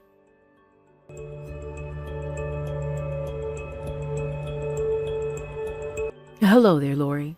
Listen, about yesterday. I want to let you know that I am very incredibly, truly, deeply sorry. I see now what an absolute fool I've been. I want a chance to properly apologize to you. So, please, dear, could you answer the phone? No, I don't want anything to do with you of a monster of a woman like you ever again. I'll be blocking your phone number from my end in short order, so don't waste your time trying to call me from now on. I won't even know you called, much less respond to you. Wait, please, I'm begging you. You don't have to answer the phone, fine. But please, just talk to me by text. I desperately want to apologize to you. You're free to apologize to me if you like. Not that it's going to do you any good, though. I understand. Then make it quick. I've got better things to do than talk to you. Lori, I am deeply sorry for the horrible way I treated you over Christmas. I just suddenly felt this urge of anger deep inside me, like you were a thief who came and stole my son away from me. I suppose I got carried away a bit. A bit? A bit? You dumped hot tea on my head, forced me to eat scraps alone in the kitchen while you had a turkey dinner, and made me do all the chores for you. That's your idea of a bit? All right, I get it. You're right. I got very carried away. I completely lost myself. I was the worst mother-in-law in the world to you. After the tongue-lashing Marco gave me yesterday evening, it was like the scales fell from my eyes. I realized what a total idiot I had been. But, just for the record, when I first got married to my husband, his mother did the exact same things to me that I did to you. Oh, I see. You think that because your mother-in-law was an awful, overbearing psychopath to you, that gives you the right to be an awful, overbearing psychopath to me? No, that's not what I'm trying to say at all. But it is the truth, isn't it? And another thing, I heard everything your husband said to you last night too, so I know that you're making all that stuff up about your mother-in-law right now. I am not. His mother was terrible to me. He just never realized it. Both he and my husband was very strict in saying that she was a practical saint who was kind to everyone around her. As a matter of fact, from what they say, she was always the one doing all the cooking and cleaning while you laid around doing nothing. Sure, she was sweet and kind when everyone else was around. But when it was just the two of us, she showed her true face. Uh-huh. Well, whatever. If what you say is true and your mother-in-law was terrible to you, then I am very sorry to hear that. However, once again, that doesn't give you the right to do the exact same thing to me. I know that now, dear. All the rest of the family told me that we're not living in the old times anymore. It's time our family's traditions were updated. I don't think it has anything to do with traditions or time periods. I'll have you know, my mother wasn't treated well by her mother-in-law either, but that didn't make her want to do the same thing to her own daughter-in-law. It just made her more determined to not be the kind of mother-in-law. Wow, that's such an incredible thing your mother did. Incredible? I wouldn't call it that. I'd call it common human decency. Well, I'd say another part of it is the region we live in. You know, all the people around here are a bunch of old-fashioned hicks. I just got swept up in their culture. I'm sorry, wasn't this supposed to be an apology? All I've heard about you so far were excuses. If this is all you got to say to me, then I don't see the point in keeping this conversation going. I'm sorry. I didn't mean to make excuses. I truly do see the error of my ways. I will never, ever do anything so cruel or hurtful to you ever again. I'm sure you won't. After all, you're never going to see my face again after today, so you won't even have the opportunity. Lori, no. Don't say that. And, there was one more thing I wanted to talk to you about. Marco said he's going to stop sending us money every month. Oh yeah, that. You can't blame him, considering how you treated me. Plus, I don't know why you say us because your husband said that you were the only one who ever used that money. According to him, you guys don't even need it. I do need it, though. If I wasn't getting that money, I don't know what I'd do. Yeah, you might even have to stop wasting all your husband's money on stupid junk. The only reason you even asked for all that money in the first place was because you were eating through all your savings. Your husband was saying you buy a brand new dress just about every week. But we live in the middle of nowhere. What else am I supposed to do with my time but shop online? And there it is, just like I thought. You really only concerned about yourself. The only reason you're apologizing right now is because you want your son's money to financially support your spending habits. That's not it at all. I'm very sorry, really. I mean it from the bottom of my heart. Your heart is like a bottomless pit, so that doesn't really match. It took me losing everything to realize how important you were to me. Can't we let bygones be bygones? I miss all the fun conversations we used to have. I know that the woman my darling son chose for his wife must have it in her heart to forgive an old woman's foolishness, right? Wow, Mom, you really are something else. You say and do some of the most hateful things possible to me, and now you want to go back to normal? Pretend like nothing ever happened? Not a chance. You can't undo what you've done or unsay what you've said. I told you, I didn't mean any of that. I did it all out of jealousy. You lured me into your house with phony kindness, then dumped a cup of tea on my head the moment I got there. You're going to need to do way better if this is what you want me to do to forgive you. Tell me, what do I need to do? Anything you want me to do, I'll do it. I want to turn over a new leaf. If that's really what you want to do, then how about you focus on being a good wife to your husband? You know what else he said to me last night? He said that ever since I started doing all the cleaning, the house is cleaner than it has ever been. Sounds like you're the one who needs a boot camp.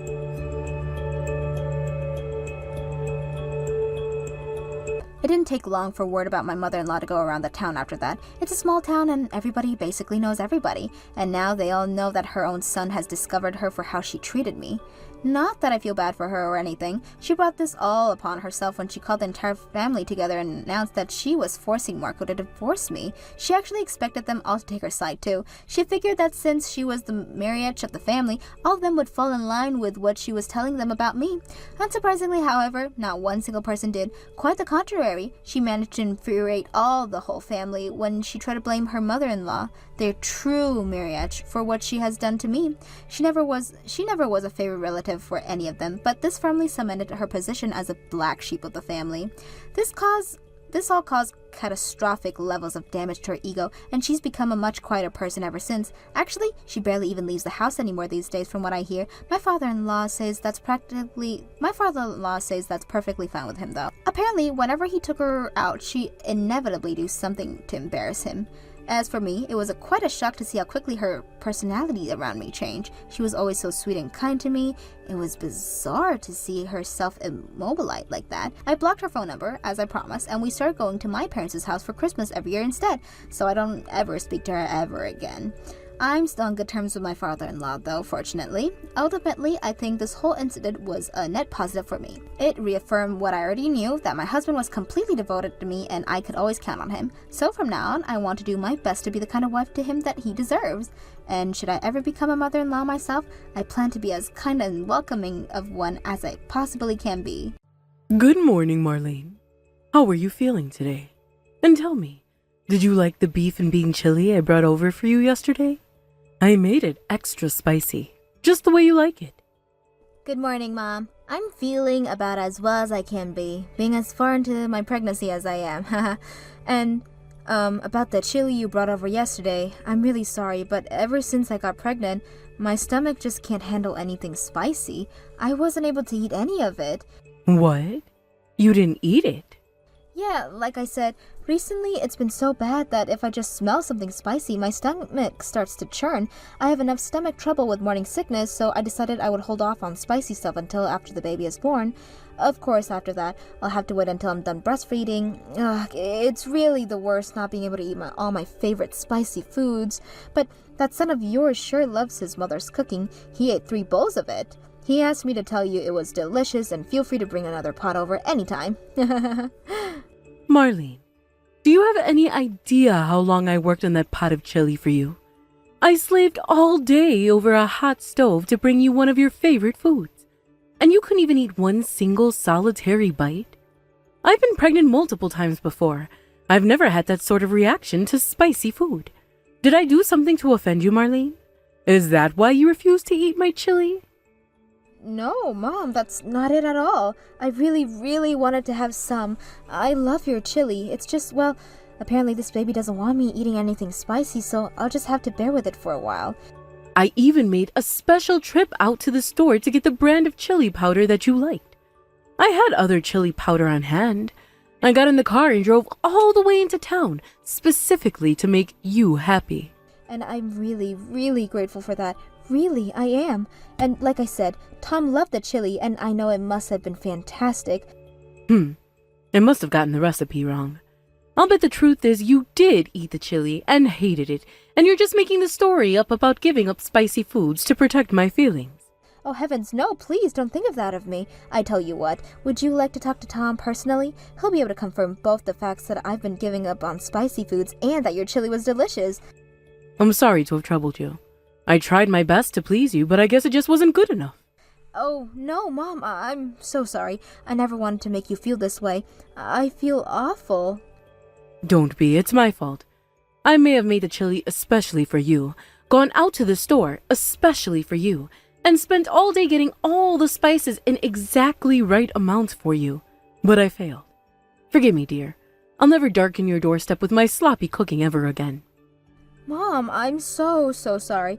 Tell you what, after the baby is born, I can give them a bottle for a while, and that way I won't have to worry about the spiciness coming through you in my breast milk. So you can whip up a big pot of your delicious chili, and we can have a big chili party at our house. We can invite all the rest of the family if you'd like. Wouldn't that be fun? I don't think you'll have time to be organizing any parties for some time, dear. Remember, you're going to be the mother of a newborn baby. Ah, right. I suppose I might have had a bit of a hard time taking care of the party and the baby. Well, in that case, I'll have you make me a pot of chili again once things have settled down around here, okay? All right, fine. Speaking of which, you're due to give birth before too long, aren't you? If I recall correctly, you should be about 2 weeks out, yes? Yep, that's right. I'm a combination of really nervous, really excited, and really ready to get this baby out of my belly.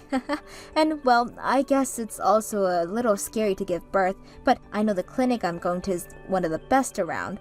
It's the one that Monica told me about. My daughter, Monica?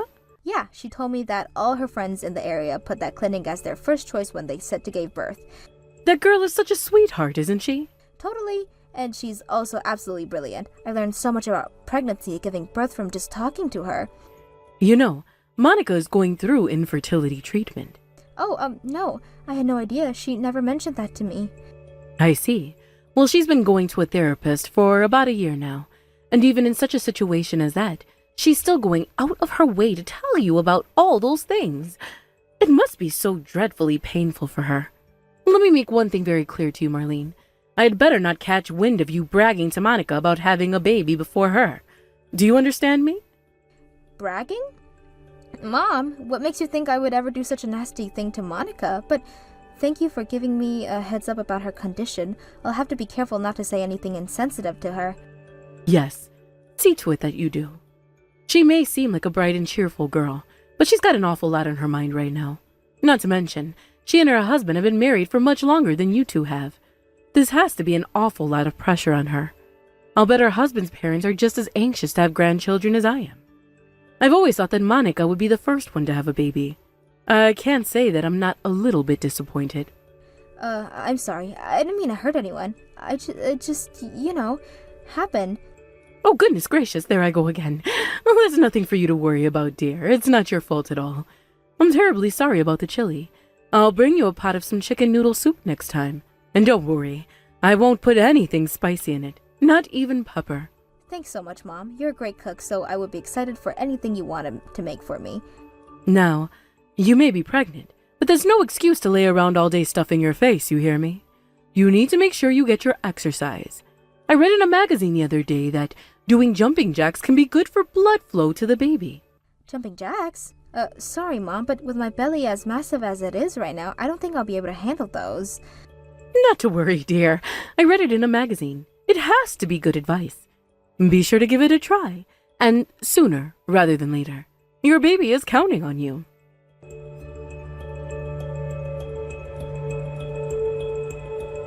Hey there, Mom. I hope you made it home safely. I just wanted to tell you thanks again for stopping by the clinic today. I'm sorry if I seemed a bit out of it. I was just a bit tired from, well, you know what. Nonsense. I don't blame you at all.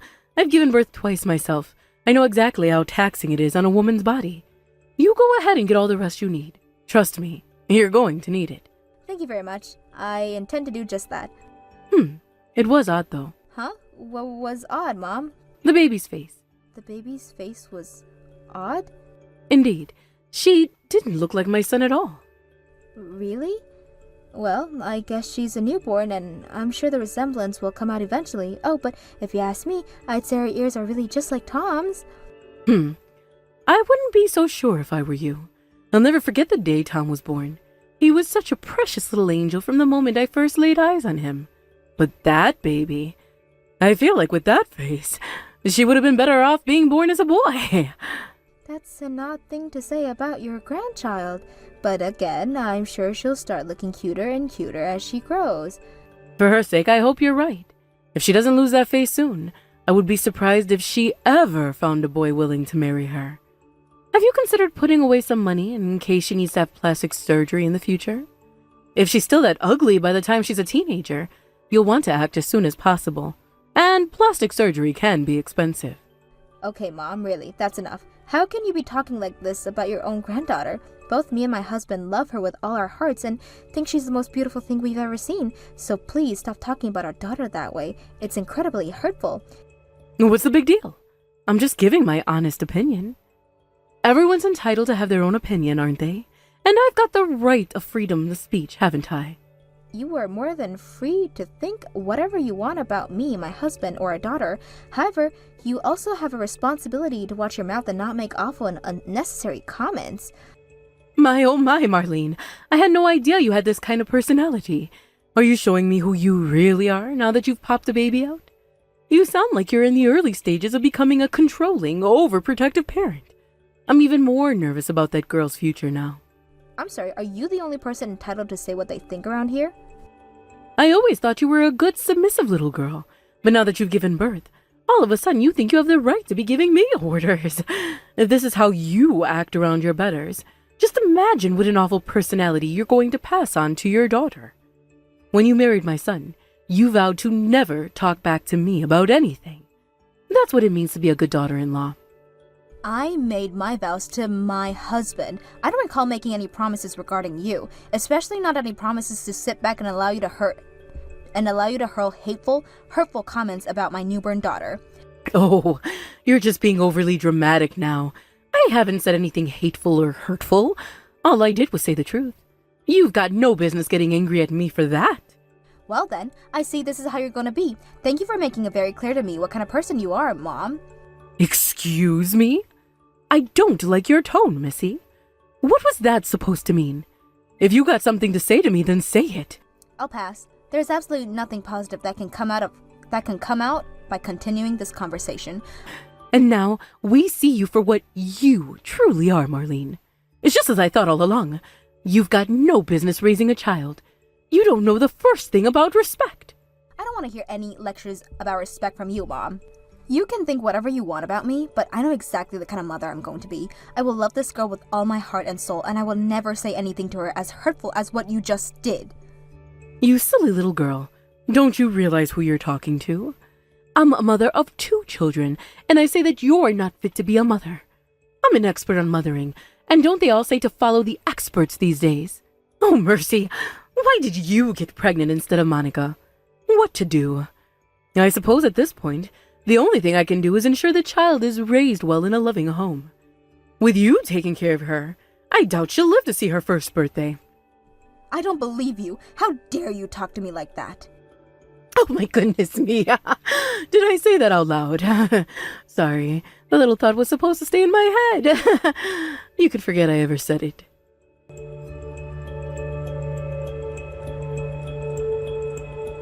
Well, Marlene, I know you've probably been worrying a lot about whether you'll be a decent mother for this child for the last few days. But good news, you won't need to worry about this child any longer. Better luck next time. What? What are you talking about? Don't tell me you still haven't noticed. What on earth are you doing right now anyway? I just got done eating dinner and I was about to walk back to my room to lay down for the night. I'm probably gonna regret saying this, but why do you ask? Ah, so then you wouldn't know yet, would you? I was just confirming something, that's all. You see, I've taken the liberty of removing your child from your custody. What? As I told you, I'll see to it that this child is raised by a loving and capable mother. My daughter, Monica. So your work is done here. If you'd like another shot at raising a child, you'll just have to have another. Wait, this isn't making any sense. You removed my daughter from my custody? But my baby is right here with me. She hasn't left my side all day. Whose baby did you take? Huh? But that's impossible. I have your baby right here. No, Mom, I'm looking at my baby right now. No, but this baby was in your room at the clinic. No, Mom. I moved into a different room today, so that baby isn't mine. I don't even know whose baby that is. You kidnapped a complete stranger's baby. This is unbelievable. What are you thinking? I guess that explains why all the clinic staff have been in a total panic today. Hold on. You're trying to trick me, aren't you? Bring that baby back to the clinic this instant. The police have already been called. They're talking to the head nurse right now. I'll go ahead and tell them what's going on. Oh my God, I can't believe this is happening. Marlene, if you're bluffing to get me to give you your baby back, tell me right now. It's not a bluff. You kidnapped a baby, a newborn baby. I can't imagine what that poor mother and her family must be going through right now. Please, Mom, I'm begging you, bring that baby right back now. You can't fool me. There's no way there are two babies in that clinic as ugly as yours. I'm not going to fall for your stupid little trick. I'm going straight to Monica's house. You will never see this baby ever again.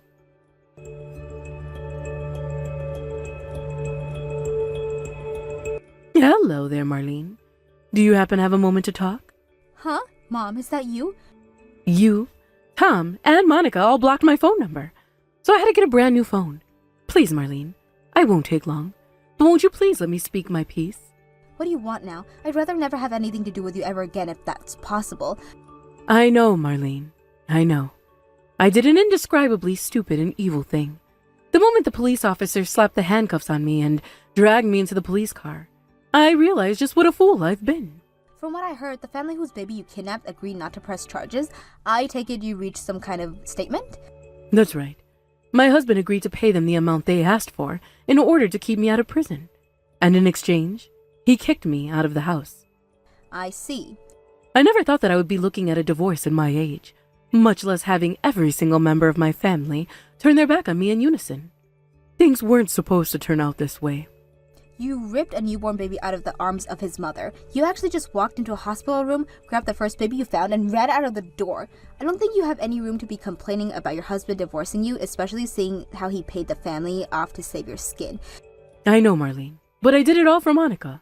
Don't you dare try to blame Monica for this. She would never have wanted any part of this insane scheme you came up with. This is all your fault. You had some sort of psychotic break and did irreparable damages of two families.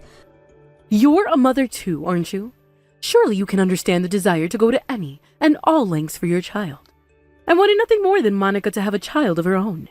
She deserved to have a baby to hold, love, and nurture. Yes, Mom. Monica wants children, her own children.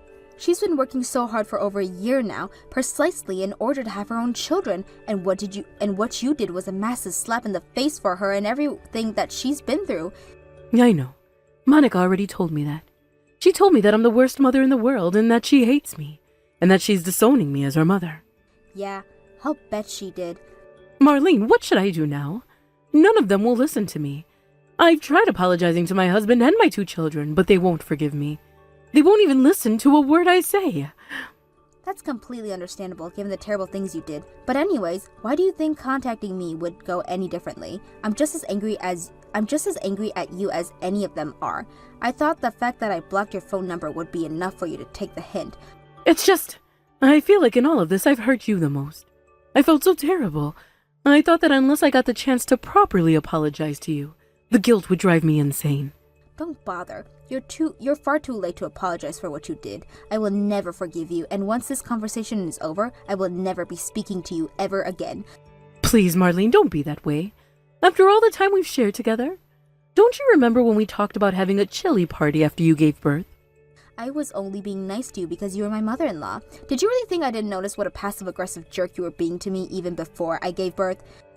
Well, You spent over enough chili to feed 10 people, despite knowing that I can't eat spicy food right now. And you told me to do jumping jacks 2 weeks before my due date? Are you freaking out of your mind? but I was really just trying to help you. Yeah, I'm sure you were trying to help me. Give birth prematurely, that is. Oh, and it's not just the chili. You've gone out of your way to cook food for us that you know I can't eat. I lost track of how many times you sent us over those 40-piece sushi platters. Pregnant women can't eat raw fish. Not to mention all the meat you sent us was cooked. Just a little bit raw. Chicken, pork, beef, everything. Combined with the way you acted to me right before the birth, I got the message loud and clear. You were furious that I was pregnant and Monica wasn't. Admit it. I'm sorry. It's just, whenever I saw your stomach getting bigger, I thought about how difficult things were for Monica, and I just snapped. My maternal instinct took over, and I started acting like some kind of feral animal. The same thing happened when I took that baby. But now that you're a mother too, you understand, don't you? You'd be willing to do anything for your child. I mean, yeah, I'd be willing to do anything for my daughter, but unlike you, for me, the word anything doesn't include literal crimes. I would never hurt people as much as you have and try to justify it by saying it's all for my daughter's benefit. Yes, and I've seen the error of my ways. I'll never do anything to hurt you or your daughter ever again.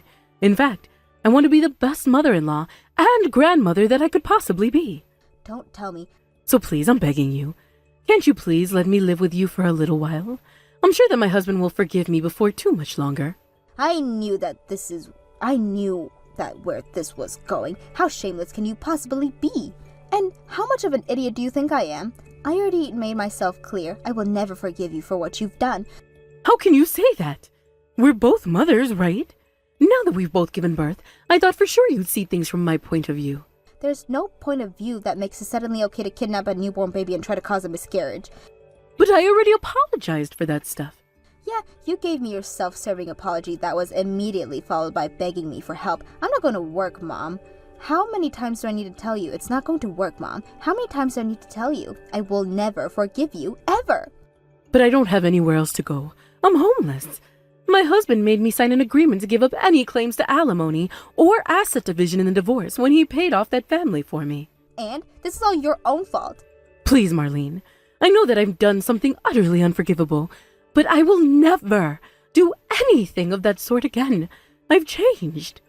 I'm not going to say this. I'm only going to say this once, so listen up. This isn't a matter of you apologizing, changing, or turning over a new leaf. Both me and your son have made it crystal clear to you that there is nothing you could ever do to make this right with us. You tried to kidnap our daughter from my hospital room. You should be counting your lucky stars that both our daughter and the baby you kidnapped were unharmed. Having you in the same house as my daughter is a risk that's far greater than I'm willing to take. It's difficult enough for me to even be talking to you by text right now. If I had to hear your voice or see your face, I think I'd go insane. I'm truly, genuinely, profusely sorry, Marlene. Stop wasting your time. It's time for you to go and deal with the consequences of your own actions. But think about it, Marlene.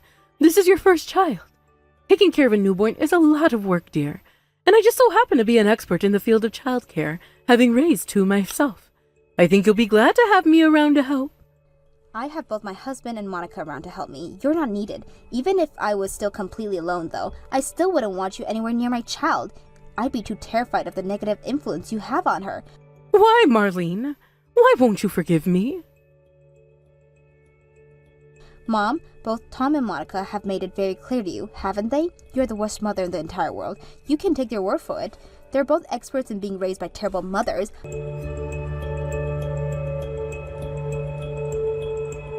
My in-laws got divorced not too long after that. My mother-in-law tried to fight it, but since there was no way she could come up with the money to pay off of the other family herself, it was either get divorced or go to the jail for a very long time, and she chose the former. The first place she ran for help was Monica's house. However, when she refused to take no for an answer, Monica called the police on her, and she hightailed it away from there when she heard the sirens. And that was the last any of us ever saw of her. I have no idea where she is or what she's doing right now, but I think we can all be confident that she's having a very rough time of things. As for my husband and I, we decided that continuing to live at an address that his mother knows was too dangerous, so we ended up moving. I'm obviously very busy taking care of my house and my newborn daughter, but my husband, sister-in-law, and father-in-law are all incredibly helpful. Oh, and I have more good news. A few months after Tom's mother disappeared, Monica found out she was pregnant, and now it's going to be my turn to pay her back with all the help that she gave me during my pregnancy. Hey, Tina? I bet you probably already know what I'm about to say, but I'm gonna be working late tonight. I hate how I haven't been able to spend much time with you lately. Oh no, really? You're working late again? How many days in a row is this now? Honestly, when's the last time you didn't work late? I know. I'm really sorry, but it's my job. There's nothing I can do about it. Don't wait up for me. You can go to bed whenever you're tired. Oh, and don't forget to lock the front door when you go to bed. I have my key with me, so I won't have any trouble getting in. You don't need to tell me to lock the door, Hal. I'm not a little kid. And seriously, what is up with your work schedule lately? Why are you all of a sudden working late every night? I mean, you are working, right? Of course I am. What's that supposed to mean? Are you really suspicious of me? If it'll put your mind at ease, go ahead and call my office. They'll tell you I'm here. Okay, whatever. You're working. I believe you. But why, though? You've never been this busy before. What do you mean, why? You know why. We've talked about this before, Tina, so many times. If we want to have kids, we're gonna have to start saving up as much money as possible. I put in a request to my boss to give me more hours, specifically for that reason. Yeah, I remember that, but that was last month. It took your boss a whole month to approve your request? Why did it take so long for you to actually get more hours?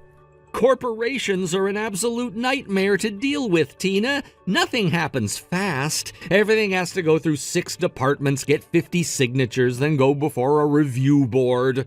My request finally got approved just last week, and really it happened a lot quicker than I expected it to. Sure, whatever. Seriously, Tina, what's gotten into you? I don't understand why you're acting like I'm doing something super suspicious. Have I ever said or done anything to make you be suspicious of me? No, Hal, not at all. It's just, that whole story about working extra hours and taking so long for approval. It seems like the kind of excuse someone who has something to hide would make. Really, Tina? Excuse? I'm telling you, Tina, I'm telling the truth. I'm really working late to help us save up money to support our future kids. Look, I understand. It must be lonely for you in the house by yourself without me around, but I haven't done anything to deserve you interrogating me like this. Is that what you think? Well, if that's what you need to tell yourself, then whatever. Boy, did I ever luck out or what, marrying a guy who's married to his work. I hope you and your desk have a wonderful time together again tonight. You think I'm working late because I like being away from you? I thought I made it clear that I'm doing this to support our family. And don't forget that you were the one who suggested this in the first place. So you'll have to forgive me if I'm a bit annoyed when you act like this over something you wanted me to do. Oh, isn't that just wonderful? Now you're pretending like I'm the bad guy here. You're saying it's my fault that you're practically living at your office? It's like you're going out of your way to behave more and more suspiciously. For crying out loud, Tina. What? I'm just calling it like I see it. The goal is to save up enough money to support our kids, right? There are 1,000,001 ways to do that without working late so often. Just asking for a raise. Did you ever think about that? No, you jumped straight into working until late at night every frickin' day of the week, so excuse me for thinking that's a little bit suspicious. You think I can just get a raise at the snap of my fingers? It took me a month to get them to let me work more hours at my same pay rate. What makes you think they'd be so quick to just give me more money? This is plain and simple the fastest and easiest way to make more money, just working more.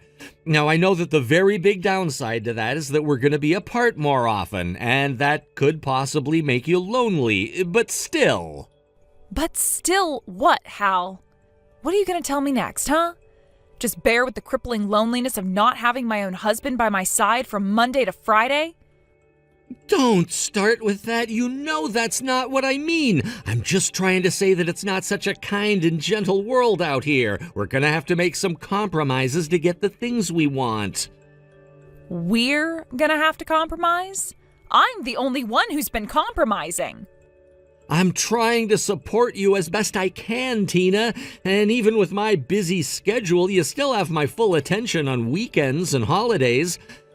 I'm gonna keep working hard in order to provide a good future for you and our kids, okay? So please, can't you trust me?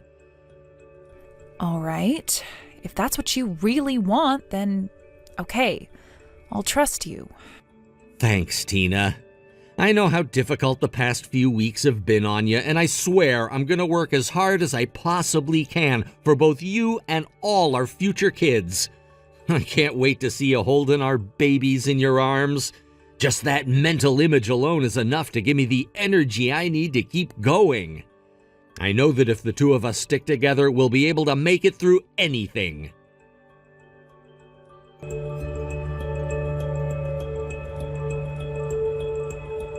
Hey, Tina? So, where are you right now, and what are you doing? I don't see you anywhere around the house. Did you go somewhere? Did you maybe go out to see one of your friends? Well, I see you finally decided to come home. Sure took your time getting back from work today. Again.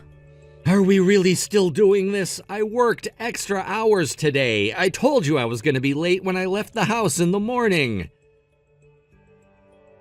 Yeah, I remember. Anyway, if you're home now, that means you must have seen what I left there for you, right? I put it on the coffee table in the living room. Go on and take a look if you haven't yet. You mean the business card? Yeah, I saw that. I was wondering what the deal was.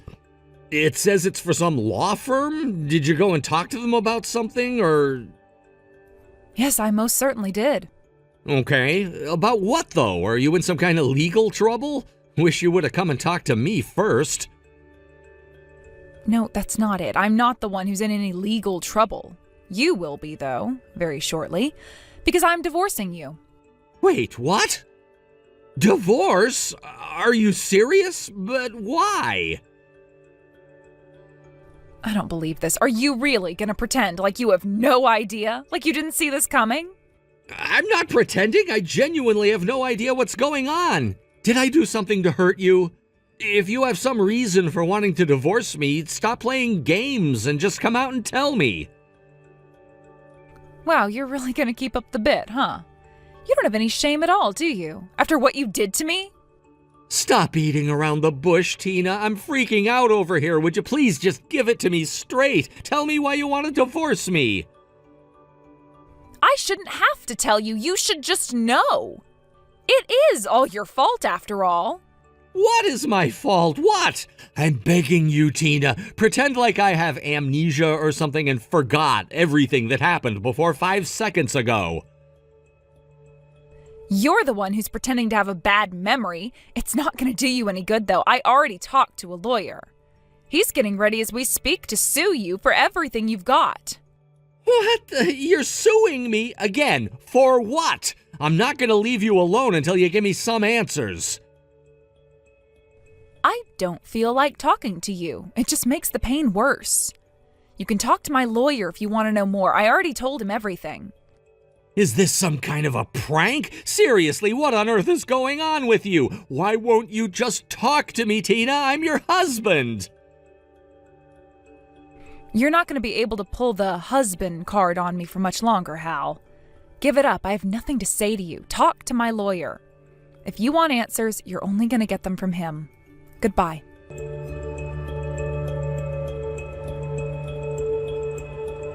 Well, Tina, I did what you told me. I talked to your lawyer. Good. So now you get it, right? This is all your fault. No, that's just the thing. I talked to your lawyer, but it didn't do any good. I still have no idea what's going on. I mean, I get that you want to divorce me, and if that's really the case, then there's not much I can do about it. But you were talking about suing me? That's the part I don't get. Oh, come on, really? I told my lawyer everything you need to know. If you know what's best for you, you'll offer to settle out of court before I really take you to the cleaners. Tina, your lawyer himself told me that I don't need to worry about your supposed lawsuit against me.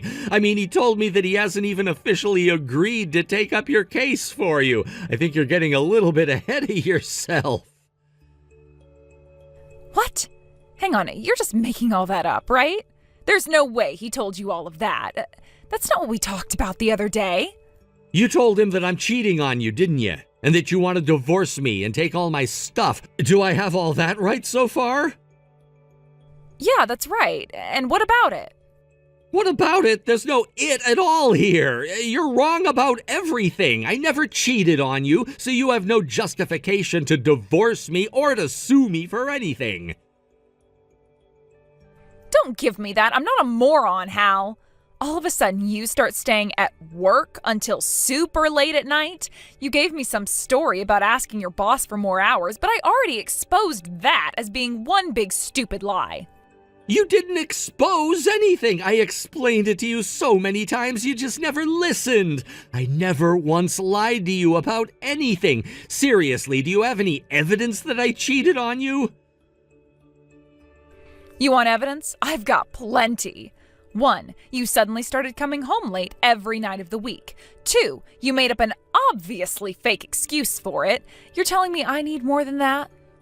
Not just me, your lawyer was trying to tell you that. If you had enough evidence to prove your case, don't you think he'd agree to take you on as a client?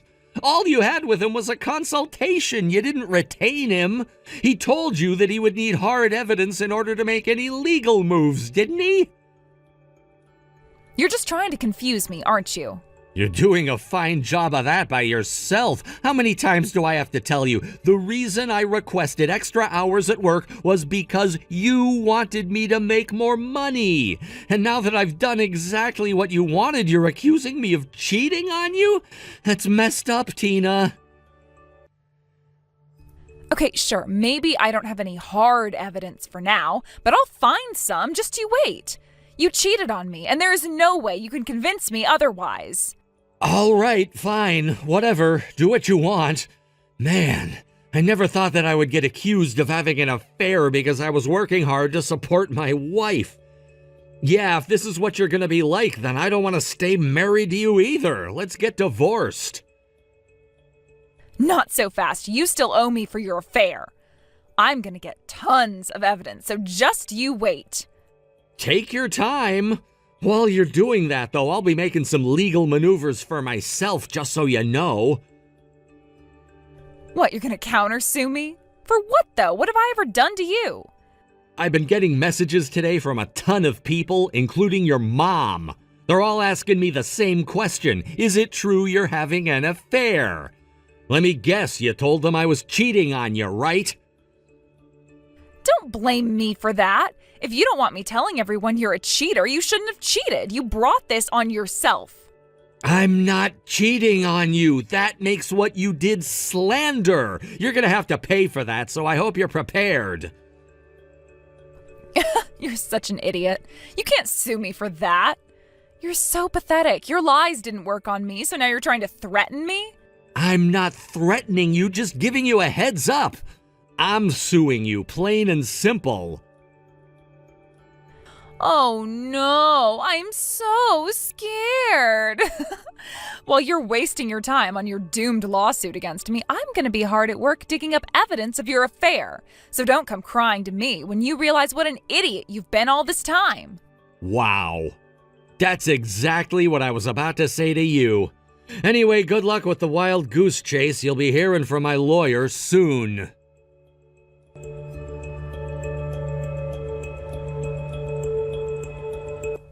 Hey, Hal! I got a massive stack of papers in the mail today. It says they're from a lawyer who's representing you. Is this for real? Yep, it's real. You'll find all the details of my lawsuit in those files. Get a lawyer of your own if you need help going through them. I strongly recommend you settle, though. That's not what I meant. I know these are real. I meant, are you for real?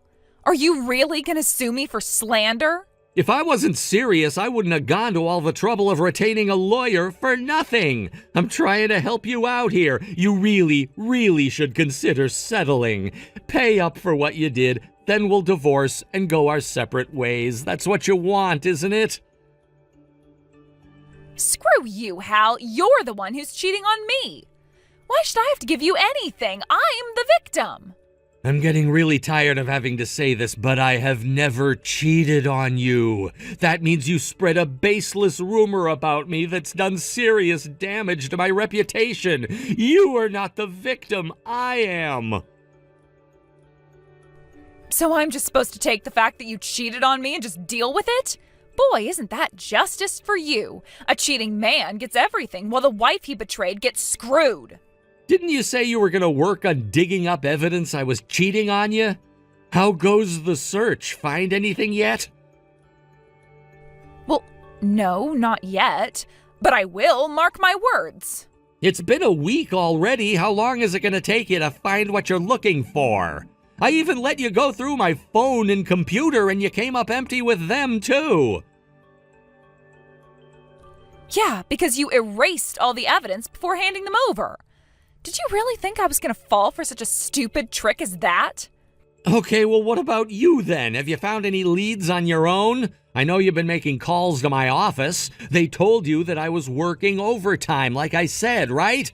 They also gave you a detailed record of what time I've been leaving the office every night, so you know I never had any time to cheat on you. Unless you think I'm cheating on you in the car on my way home. The company probably falsified your records to protect you. What reason could they possibly have to do that? I mean, falsify official documents in order to help me cover up an affair? They'd have nothing to gain and everything to lose if they got caught. What's it gonna take for you to realize that you're wrong? I am not wrong. You are cheating on me. You've been abandoning me, your own wife, at home every night, leaving me lonely and miserable. The only possible explanation is that you're cheating on me.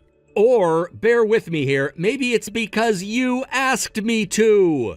That settles it. The truth is that you do know I wasn't cheating on you. I have no idea what you're talking about. Stop gaslighting me. Give it up already, Tina. I get it. You're in too deep. You feel like you have no choice but to push forward. That's not true. Tina, you're not stupid enough to believe the nonsense you're spewing right now. I can imagine how you feel. You've already told all your family and friends that I was cheating on you. Then you look for the evidence and oopsie doopsie, I wasn't cheating on you. That puts you in quite the predicament. Well, That's why you have to keep pretending that I was having an affair, because if I wasn't, then everyone in your life would be very, very unhappy with you. With me out of your life, you'd be left with absolutely no one who you'd be able to count on, and so you keep up the charade. It's just a coping mechanism. and so what if it is? All I need to do is find some evidence you were having an affair. Any evidence will do. If I can find that, then I can still claim that I at least was right to be suspicious. That's the problem, though. There isn't any evidence, because for the 15th million time, I wasn't having an affair. How are you planning to come up with evidence of an affair that never happened? I'll figure that out somehow. Worst case scenario, I can always just make something up myself. Seriously? Are you sure you want to go on the record and admit that to me? Yeah, sure, why not? I honestly wish I would have thought about doing that way, way sooner. It's crazy what you can do with AI these days. I can find some way to put a picture of you and some random girl together. If I do that, then I can save face with my family and friends and get a bunch of alimony from you. What's the matter, Hal? Finally realized that you can't win? You're such a loser. Sucks to be you. You thought you were going to sue me for slander? All I need is one fake AI image and I can get away with it scot-free.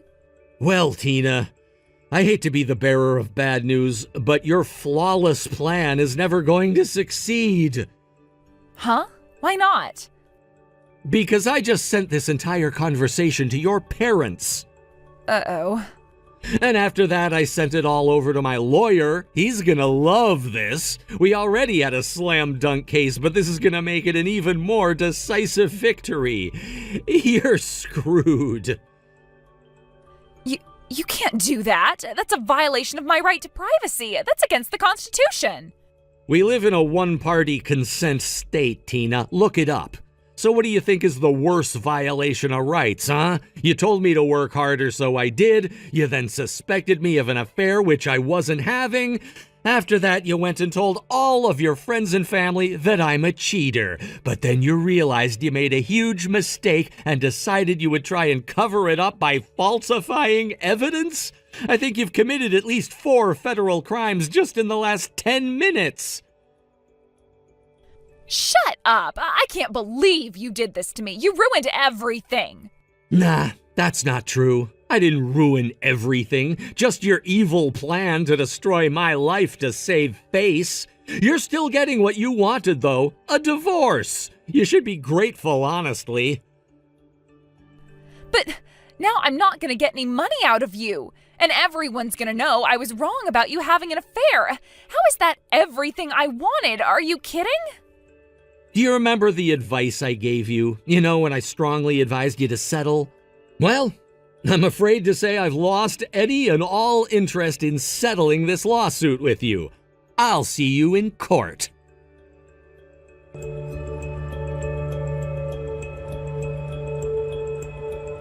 Not long after that, Tina's parents got the message about everything Tina had been up to, so they swooped in on her like a couple of hawks. They came over to our house with a stack of divorce papers they had their own lawyer draw up and forced her to sign them on the spot. After talking with them for a while, I did decide to change my mind and settle the lawsuit after all. Tina doesn't have any money anyway, so whatever I sued her for, they'd end up having to pay.